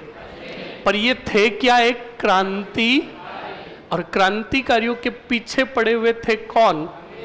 बोलो। तो अंग्रेज विजय सिंह पथिक के भी पीछे पड़े हुए थे। तो विजय सिंह पथिक ने कहा कि मैं राजस्थान जाऊं तो जाऊं, सीधे रास्ते से जाऊं तो अंग्रेज मुझे पकड़ ले। तब विजय सिंह पथिक ने कहा, विजय सिंह पथिक, मैं आपको ही पूछता हूं, बताओ डाकुओं की शरण स्थली किसे कहा जाता है? जिसको आ रहा है हाथ खड़ा, जिसको आ रहा है हाथ खड़ा। उससे रिलेटेड 5 क्वेश्चंस पूछूंगा। हाँ, पहले ही कह दो, डाकुओं की शरण स्थली किसे कहा जाता है? जिसको आ रहा है हाथ खड़ा। डाकुओं की शरण स्थली 1 2 3, छोरियों में एक ही बस, और किसी को नहीं आ रहा है। छोरों में पालीवाल खड़ो, बता है? अरे बोल। चंबल, बहुत बढ़िया, बिल्कुल इसने सही कहा। अरे तुम्हारे से तो अच्छा जोग्राफा विजय सिंह पथिक का था, ज्योग्राफी का नॉलेज था विजय सिंह पथिक को। विजय सिंह पथिक ने क्या कहा? एक नदी बहती है, कौन सी? चंबल, और चंबल का अफवाह क्षेत्र भी है कौन से थान में? और चंबल नदी का अफवाह यानी चंबल नदी का पानी जहां जहां गिरता है वहां पर गहरी गहरी कंदराओं और खड्डों का क्या हो जाता है? निर्माण, जिसे हिंदी में कहा जाता है, जूते पड़ेंगे तुम्हारे, उत्खात स्थलाकृति। कौन सी आकृति? स्थलाकृति। स्थानीय भाषा में कहते हैं बीहड़, और इंग्लिश में कहते हैं बैड लैंड ऑफ टोपोलॉजी। कौन सी लॉजी? बोलो। हाँ, टिपोलॉजी नहीं, टोपोलॉजी। बेटे कह रहे हैं टिपोलॉजी। इंग्लिश में कहते हैं बैडलैंड ऑफ टोपोलॉजी, स्थानीय भाषा में कहते हैं बीहड़, और हिंदी में कहते हैं उत्खात स्थलाकृति। यानी पानी का जो जो बहाव पड़ता है तो वहां पर गहरे गहरे क्या बन जाते हैं? खड्डे और कंदराओं का निर्माण हो जाता है। और इन्हीं खड्डों में वहां के स्थानीय लुटेरे अंग्रेजों से और पुलिस से बचने के लिए इन बीहड़ क्षेत्र में आकर क्या लेते हैं? और यहाँ पर ना तो पुलिस की ना अंग्रेजों की जाने की हिम्मत होती है, इसलिए इस बीहड़ क्षेत्र को कहा गया डाकुओं की शरण। अरे बोलो। अब तो बिल्कुल सुनो, विजय सिंह पथिक भी क्रांतिकारी थे।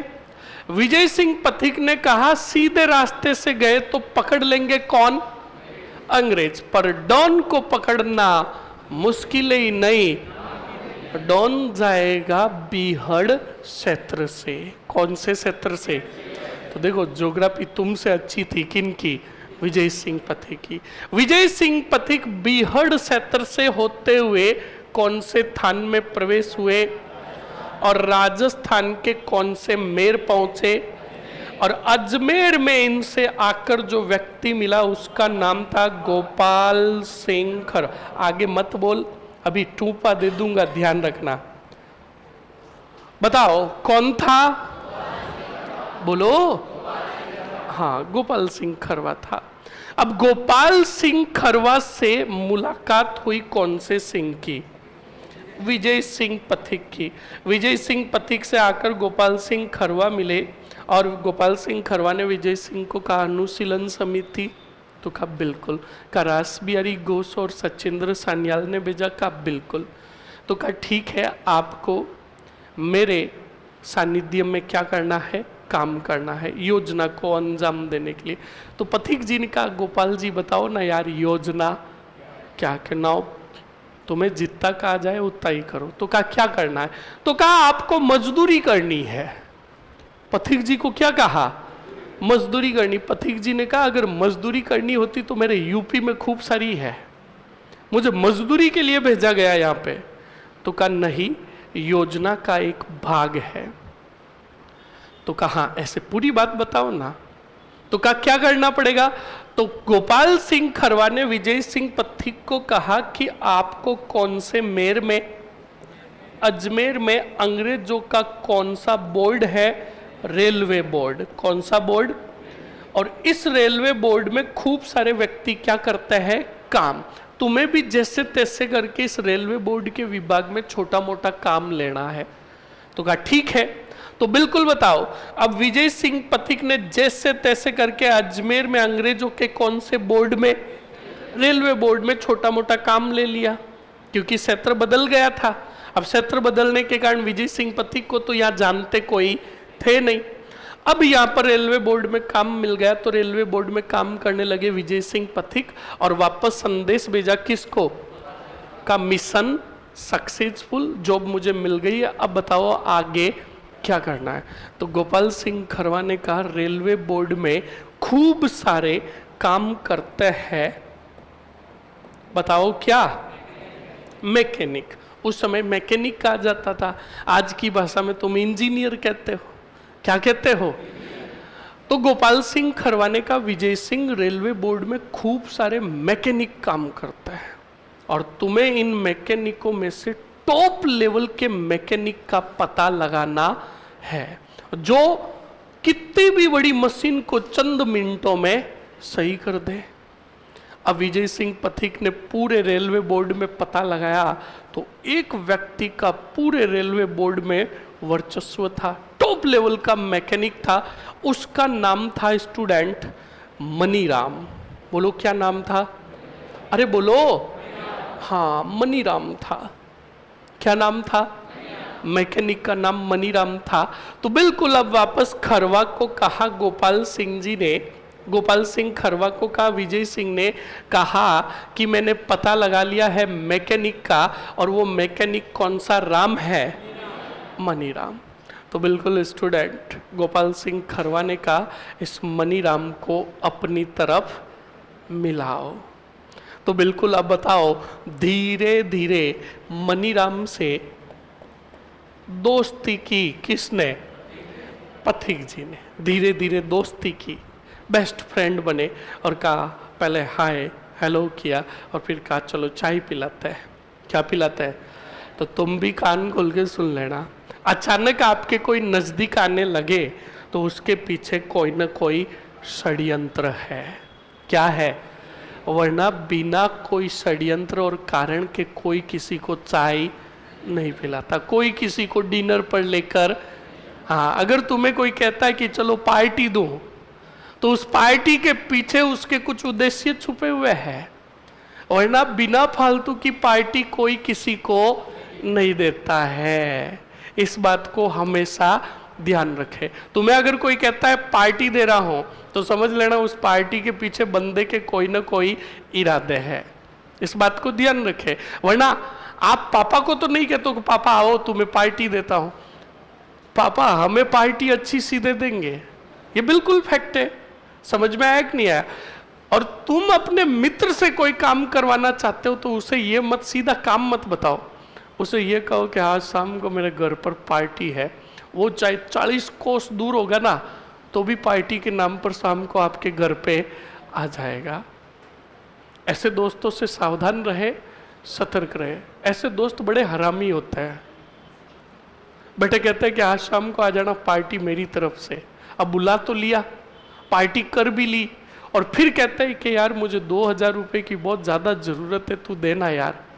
अब वो अगर मना कर दे कि यार मार बाप सोगन है ही को नहीं यार, तो देखो पार्टी भी कहाँ चल रही है, होटल में। अब उसने मना तो कर दिया, अब उसको वो कैसे फंसाएगा सुनना। फोन लेगा हाथ में और ऐसे ही फोन लगाकर कहेगा हाँ हेलो, आपको कहेगा 5 मिनट से आता हूँ, बाहर चला जाएगा, वो वापस आएगा ही नहीं। और बिल जो बना 3500 का बना। रो भुगतो। इसलिए बिना फालतू की दोस्त की पार्टी में तो जाना ही नहीं है, और दूसरे भी कोई पार्टी के लिए कहे तो जाना ही नहीं है। तभी तो राहत इंदौरी ने कहा बुलाती है मगर, हाँ इस बात को ध्यान रखें, सुनो और समझो। तो पथिक जी ने भी मनीराम से धीरे धीरे क्या की और बेस्ट फ्रेंड बना लिया। किसको? पथिक जी ने वापस संदेश भेजा किसको? गोपाल सिंह खरवा को। और गोपाल सिंह खरवा को कहा कि जिगरा फ्रेंड बना दिया, मैं जहाँ कहूँगा वहीं खड़ा रहेगा। तो कहा ठीक है, अब इससे बनवाओ क्या? बंदूक है। पथिक जी ने कहा वाह, धीरे धीरे योजना के बारे में मुझे थोड़ा बहुत पता चल रहा है, अब बता दो ना पूरी योजना क्या है। कहा शट अप, चुपचाप क्या बनवाओ? बंदूक है। अब सुनो, पथिक जी बड़े मास्टरमाइंड थे, सीधा नहीं कहेंगे कौन से राम को। पथिक जी ने अजमेर के जितने कितने भी रेलवे बोर्ड में मैकेनिक काम कर रहे थे, उन सभी मैकेनिकों के कान भरे किसने? पथिक जी ने। किसके विरुद्ध? सभी मैकेनिकों को कहा कि इस मनीराम को कुछ नहीं आता, सिर्फ लोगों को पागल बनाता है, इसे काम का नॉलेज फोड़ी भर का भी नहीं है। जब ऐसे कान भरे तो सबने जाकर किसको कहा? मनीराम को। मनीराम को कहा यार तेरा वो बेस्ट फ्रेंड तेरे बारे में ऐसी ऐसी बातें कर रहे। तो मनीराम को भयंकर क्या आया और जाकर गला पकड़ा किसका? पथिक जी। पथिक जी को कहा यार पथिक, तू मेरे 2 झापड़ मार दे, सहन हो जाएगी, पर मेरे प्रोफेशन पर उंगली मत उठा। तेरी कौन सी मशीन खराब हुई, कौन सा षड्यंत्र, षड्यंत्र नहीं रहे, उसको क्या बोलते? संयंत्र। षड्यंत्र तो अलग हो जाता। हाँ 3-4 शब्द है जिसमें मेरे उच्चारण में थोड़ी मिस्टेक है। एक तो ये जो भी मैंने बोला अभी, और एक वो नक्षस्त्र, हाँ वो भी नाम नहीं लिया जाता है, और एक और लफड़ा है जो बाद में ही बताएंगे। हाँ तो बिल्कुल कहा कि कौन सा तेरा ऐसा षड्यंत्र खराब हो गया, हाँ मशीनरी खराब हो गई जो मैं सही नहीं कर पाया, जो तू लोगों को ऐसे कह रहा है भाई। तो पथिक जी ने कहा बिल्कुल सही है, तू लोगों को पागल बनाता, तुझे आता कुछ नहीं। तो मनीराम ने कहा देख तू और प्रोफेशन पर उंगली उठा रहा है, तू काम बता। तो पथिक जी ने कहा मैं जो कहूंगा वो तू करेगा। तो मनीराम जी ने कहा बोल क्या करना है? तो कहा अभी नहीं, शाम को बताऊंगा। अब शाम हुई, मनीराम को कहाँ चैन पड़े बेचारे को, जैसे तैसे करके शाम हुई। अब आधे से अधिक की जॉब पूरी हो गई थी तो चले गए थे। तब पथिक जी ने कहा, पथिक जी को कहा, मनीराम ने कहा अब बता क्या करना? कि नहीं आज रात को ओवर टाइम करेंगे। क्या करेंगे? ओवर टाइम करेंगे। अब ओवर टाइम किया, क्यों? क्योंकि रात्रि के समय अंग्रेज पहरा कम लगाते थे और दिन में पहरा ज्यादा लगता था। तो कहा रात हुई। अब जब रात हुई तब पथिक जी को वापस मनीराम ने पूछा क्या बता, जल्दी बता। तो कहा देख मैं जो कहूंगा वो तू करेगा? कहा बिल्कुल। तो कहा अगर मैंने जो कहा तूने कर लिया तो मैं मान लूंगा कि तू नंबर 1 मैकेनिक है। तो कहा बता। तो कहा तू बंदूक बना देगा। ज्यों ही ये बात कही तो मनीराम ने कहा, गेला डप्पा, ये मेरे दाहिने हाथ का खेल है। कहा तू और पागल बना रहा है, क्योंकि पथिक जी को तो क्या बनवानी थी, बंदूक। अब मनीराम ने कुछ ही घंटों के दौरान क्या बना दी, बंदूक। और बंदूक बनाकर किसको दी, पथिक जी को। अब पथिक जी को वो बंदूक बाहर भी ले जानी थी, तो देखो कैसे प्लान बनाकर लेकर जा रहे हैं। पथिक जी ने कहा, बंदूक दी जब पथिक जी को, पथिक जी ने कहा, वाह मनी वाह, बंदूक जैसा रूप दे दिया, तू मुझे मूर्ख बना रहा है, ये फायर होगी ही नहीं। मनीराम को गुस्सा आ गया। मनीराम ने वो बंदूक ली, लोडेड की, बड़ी वाली बंदूक थी, लोडेड की, और ऐसे रखी और का पुष्पा नाम सुन के फ्लावर समझाए क्या, फायर है मैं। तभी पथिक जी ने वापस कहा, ए फायर की बुआ रुक जा, अगर गोली यहाँ पर चलाई तो किन को पता चल जाएगा, ये तू मुझे दे, मैं बाहर ले जाकर चेक करूँगा सही है। तो बताओ मनीराम जी उस बंदूक को कहाँ लेकर आ गए, बोलो बाहर, और लाकर किसको दी, अरे विजय सिंह ने किसको दी, बोलो। अब गोपाल सिंह और विजय सिंह ने बंदूक का क्या किया, प्रशिक्षण, और देखा तो बेटी गोली रपट की तरह जा रही है, मतलब एकदम बंदूक सही थी। तब गोपाल सिंह खरवा ने कहा, मनीराम से तुम क्या बनवाओ बंदूकें, मैं किसका इंतजाम करता हूं, रुपयों का। और इधर पैसों है तो बात की अर्जुन लाल सेठी को, केसरी सिंह भारत को, और ये अब सभी मिलकर हथियारों के इकट्ठा है तो किसका जुगाड़ करेंगे, और उधर बंदूकें बनवाएंगे कौन, किसके माध्यम से। अब समझाने के लिए आपको बता रहा हूं, गोपाल सिंह जी ने 10 रुपए दे दिए पथिक जी को, और अगले दिन, अब बंदूकें तो खूब सारी बनवानी थी, अब बंदूकें बनानी थी तो पथिक जी ने 10 रुपए आकर दिए किसको, बोलो मनीराम को। कहा मनी ले भाई तेरे पैसे। तो मनीराम ने 10 रुपए देखे तो कहा, पथिक जी इतने पैसे मेरे नहीं है, क्योंकि पहले पैसों की बहुत वैल्यू हुआ करती थी, मतलब उदाहरण के रूप में बता रहा हूं तुम्हें। तो कहा कि ये इतने रुपए मेरे नहीं है, तो पथिक जी ने कहा ये रुपए तेरे ही है। तो कहा मेरे कैसे हुए, तो कहा एक तरफ आप बताओ। तो एक तरफ लेकर गए, कहा कल तूने क्या बनाई थी, बंदूक। वो बंदूक जब मैं बाहर लेकर गया और प्रशिक्षण कर रहा था तो एक आदमी मुझे मिला, उस आदमी को तेरी बंदूक बड़ी पसंद आई और उसने मुझे कितने रुपए दिए। अब बताइए 10 रुपए किसके। तो मनीराम ने हाथ में से लेकर कहा मेरे। क्या कहा, मेरे। तो पथिक जी ने कहा कि उस आदमी ने कहा कि मुझे और क्या चाहिए, तो बता money, you want more money. तो मनी ने कहा ओ या क्या कहा, हाँ, आदमी के पास जब नए नए पैसे आने लगते हैं ना तो आदमी को इंग्लिश ऑटोमेटिकली आने लगती है। बिल्कुल, देखो पथिक जी ने क्या कहा, मनीराम को कहा money, you want more money. तो मनीराम ने कहा ओ या। तो अब बताओ खूब सारी बंदूकें किससे बनवाई, बोलो। अब सुनो, रास बिहारी घोष और सचिंद्र, इन्होंने योजना बनाई थी राष्ट्रीय स्तर पर। कौन से स्तर पर, कि 1857 की क्रांति की तरह ही पूरे भारत के प्रमुख शहरों में हम करेंगे एक क्रांति जिसका नाम होगा सशस्त्र क्रांति। कौन सी क्रांति, बोलो। तो अब एक बात बताओ, सवाल पूछेगा इंडियन हिस्ट्री से रिलेटेड कि सशस्त्र क्रांति के जनक कौन थे, तो कहोगे रास बिहारी घोष और सचिंद्र, ये तो भारत के हो गए।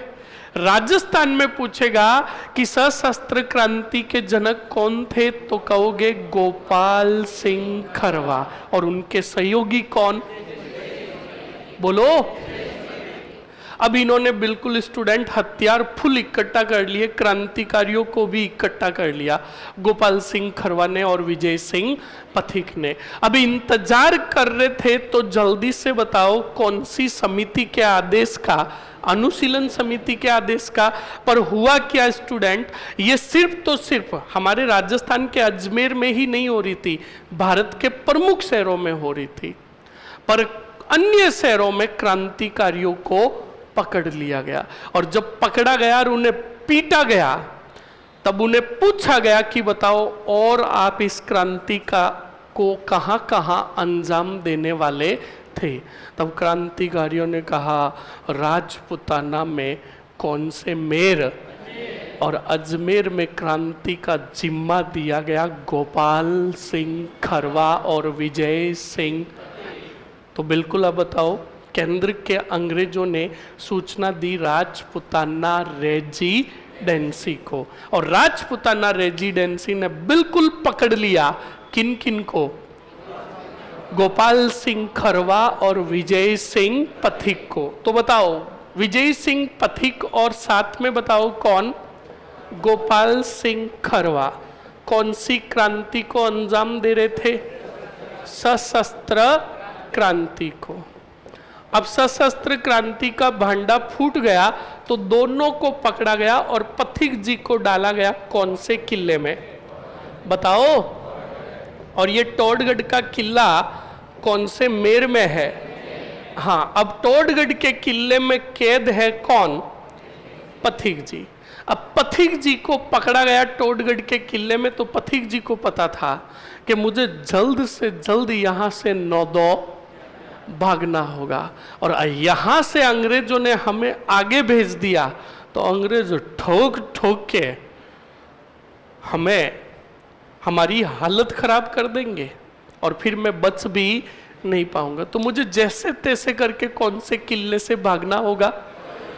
तो इतिहासकार कहता है कि पथिक जी को जब टोडगढ़ के किले में कैद किया गया, तो उनकी जेब में 12 आने थे। कितने आने, 12 आने।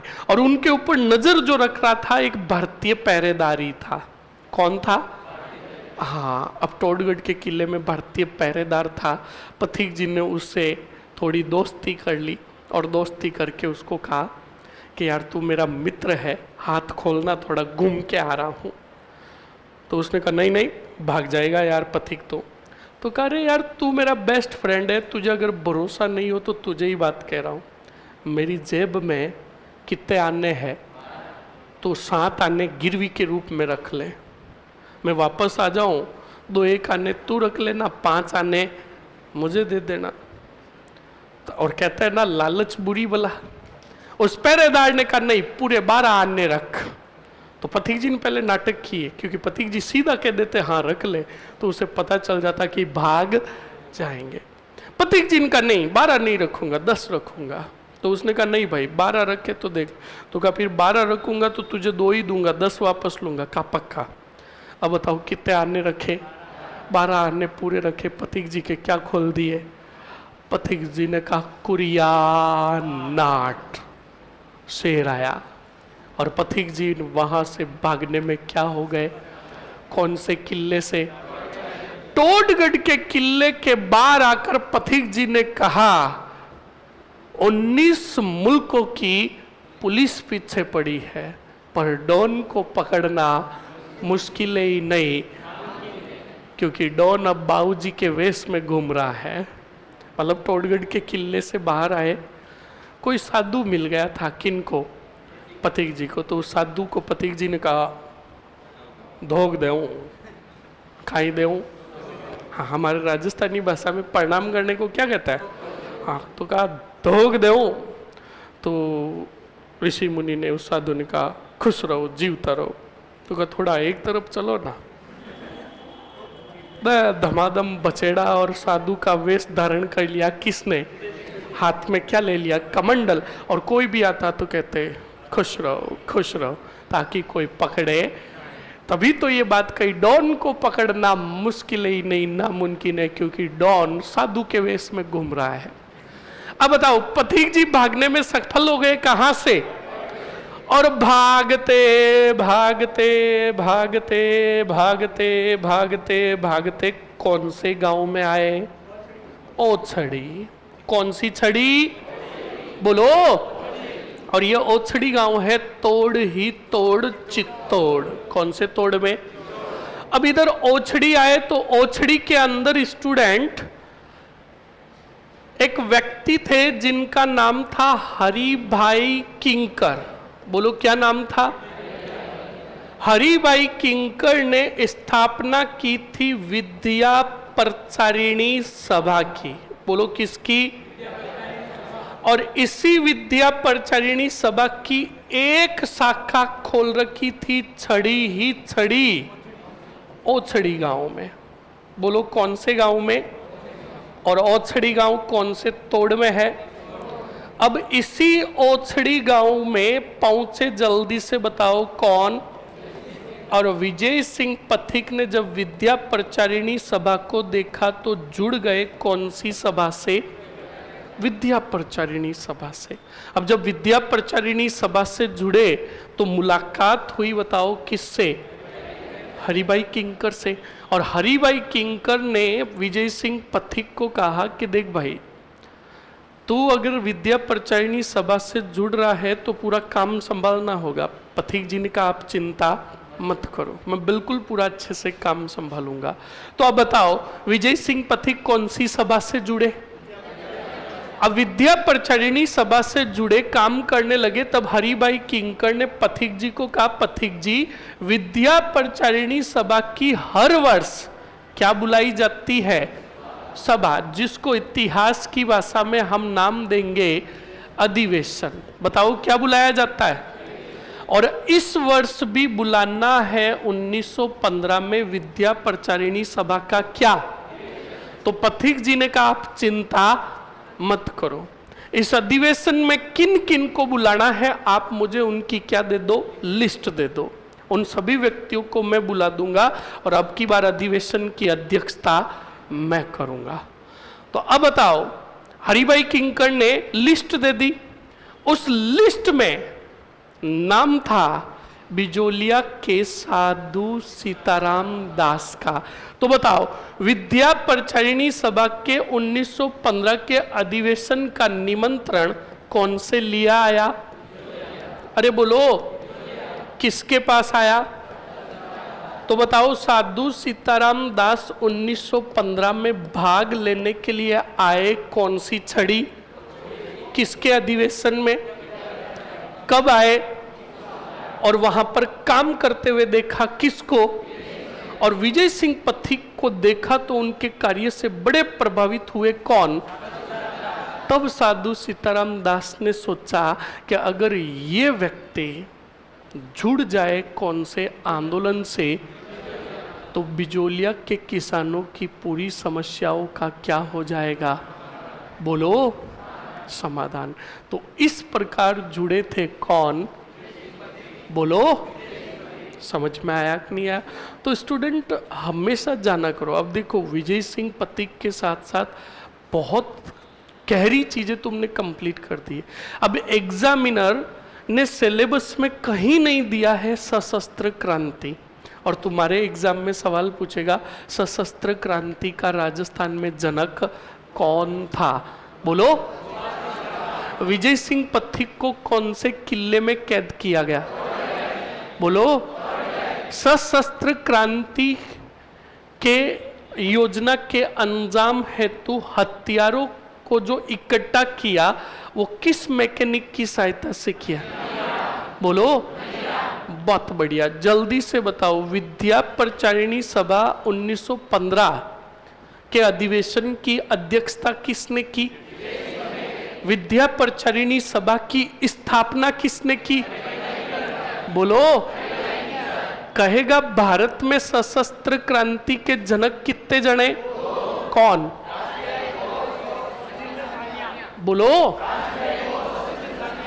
अब सुनो, मैंने एक सवाल बताया था आर्थिक सहायता। सशस्त्र क्रांति का तुम्हें पूछा जाएगा भामाशाह किसे कहा गया? राजस्थान में। जिसको आ रहा हाथ खड़ा, राजस्थान में सशस्त्र क्रांति का जनक किसे कहा गया? अर्जुन लाल सेठी को, जो शुद्ध गलत है। बैठो। हाँ दिए थे, उन्होंने भी आर्थिक सहयोग किया था, पर भामाशाह किसे कहा जाएगा? जो हद से भी ज्यादा पैसे देगा। कौन बताएगा? नो। और कोई?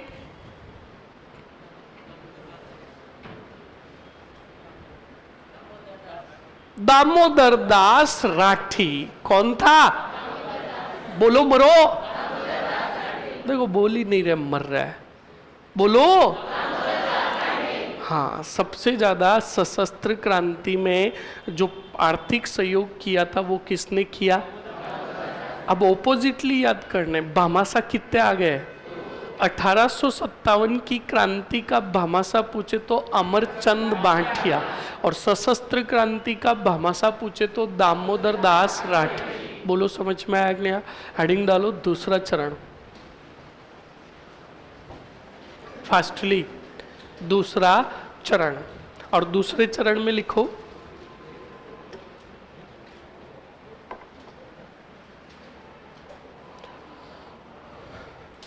पहला ही पॉइंट लिखो सीधा, नेतृत्वकर्ता। नेतृत्वकर्ता।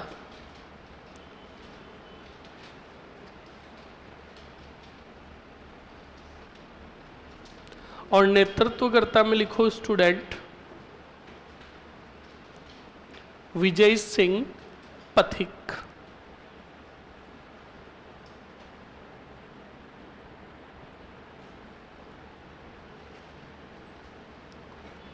विजय सिंह पथिक लिख लिया? ओके, नेक्स्ट आगे बढ़ो।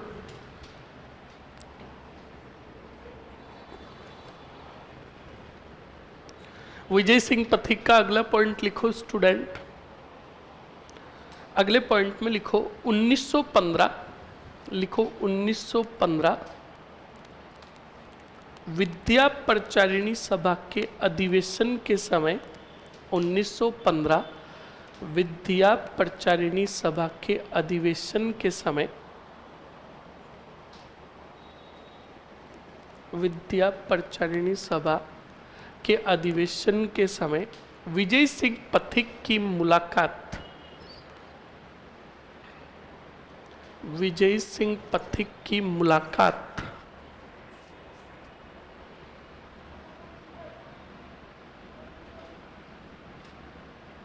किससे हुई? बिल्कुल लिखो, मुलाकात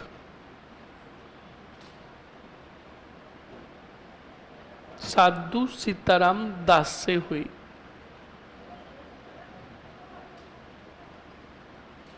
साधु सीताराम दास से हुई। लिख लिया? अगले पॉइंट में लिखो साधु सीताराम दास ने। साधु सीताराम दास ने बिजोलिया की समस्याओं के बारे में। बिजोलिया की समस्याओं के बारे में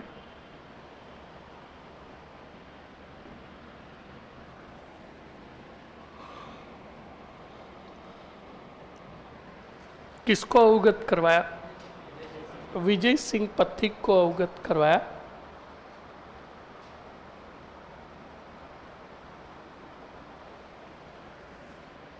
लिख लिया? अगले पॉइंट में लिखो विजय सिंह पथिक 1916 ईस्वी में। 1916 ईस्वी में बिजोलिया किसान आंदोलन से जुड़े। 1916 ईस्वी में बिजोलिया किसान आंदोलन से जुड़े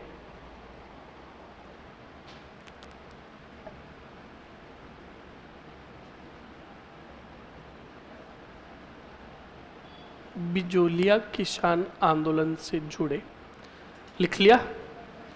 अरे लिख लिया ना? ओके, नेक्स्ट लिखो स्टूडेंट अब सुन लो और समझ लो क्या करेंगे और क्या नहीं करेंगे। देखो 15 में समस्याओं के बारे में बताया और 16 में जुड़ गए किससे? बिजोलिया से। अब बिजोलिया किसान आंदोलन से जुड़ने के बाद इन्होंने क्या किया, अच्छे से सुन लेना और समझना। 1916 में जुड़े और जुड़ते ही सबसे पहले बिजोलिया पंचायत समिति की स्थापना की। किसकी? बिजोलिया पंचायत समिति। और साथ ही साथ में स्थापना की बिजोलिया पंचायत कोष की।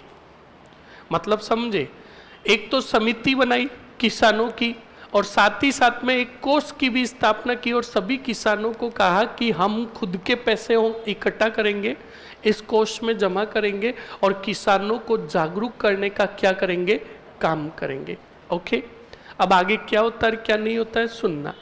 विजय सिंह पथिक 1916 में जुड़े और घूम घूम कर गांव गांव जाते, किसानों की सभा का क्या करते, आयोजन, और किसानों को लाग बाग करो और सामंतों द्वारा जो शोषण होते थे और बेगार के विरुद्ध क्या करते थे, जागरूक। ये बात पता चल गई बिजोलिया ठिकाने को।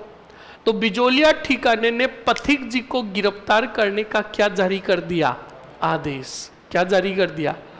तब पथिक जी ने कहा डॉन को पकड़ना मुश्किल ही नहीं, नामुमकिन है, क्योंकि डॉन अंडरग्राउंड है। अब पथिक जी हो जाएंगे क्या, अंडरग्राउंड का मतलब भूमिगत, और भूमिगत का मतलब अंडरग्राउंड। वाह, बड़े गजब हो रहे। क्या होता है भूमिगत?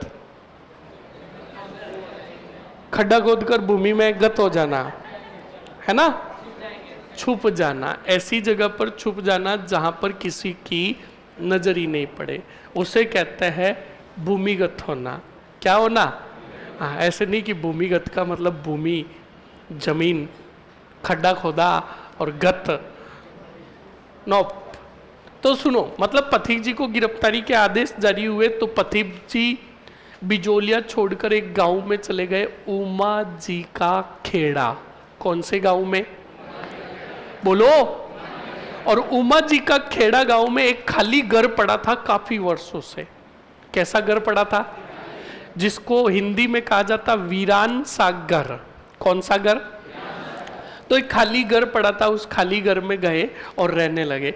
और आपको पता, हमारे ग्रामीण क्षेत्र के अंदर ऐसे खूब सारे घर होते हैं जिसके आसपास से हम निकलते हैं तो हमारे मम्मी पापा कहते हैं देख बेटा, कभी भी दिन को 12-1 बजे, रात को 10 बजे के बाद कभी भी उस गली से आओ तो उस घर के पास बोलना नहीं है, और उस गली से आना ही नहीं है, उस घर के पास से। तो हम कहते हैं कि क्यों? तो मम्मी कहती नो बूटे, हाउ है, भूत है। कहते हैं कि नहीं कहते हैं? वहां पर रात को दिनक दिनक धिनता, छम छम की क्या आती है आवाज। ऐसे गांव में तो खूब सारी घटनाएं चलती रहती है, सही है कि नहीं है? तो ऐसा ही एक उमा जी का खेड़ा गांव में जो घर था खाली, उस घर में रहने लगे, बताओ कौन? विजय सिंह पथिक। और अब पूरा आंदोलन का जो नेतृत्व करेंगे वो कौन से गांव में रहकर करेंगे?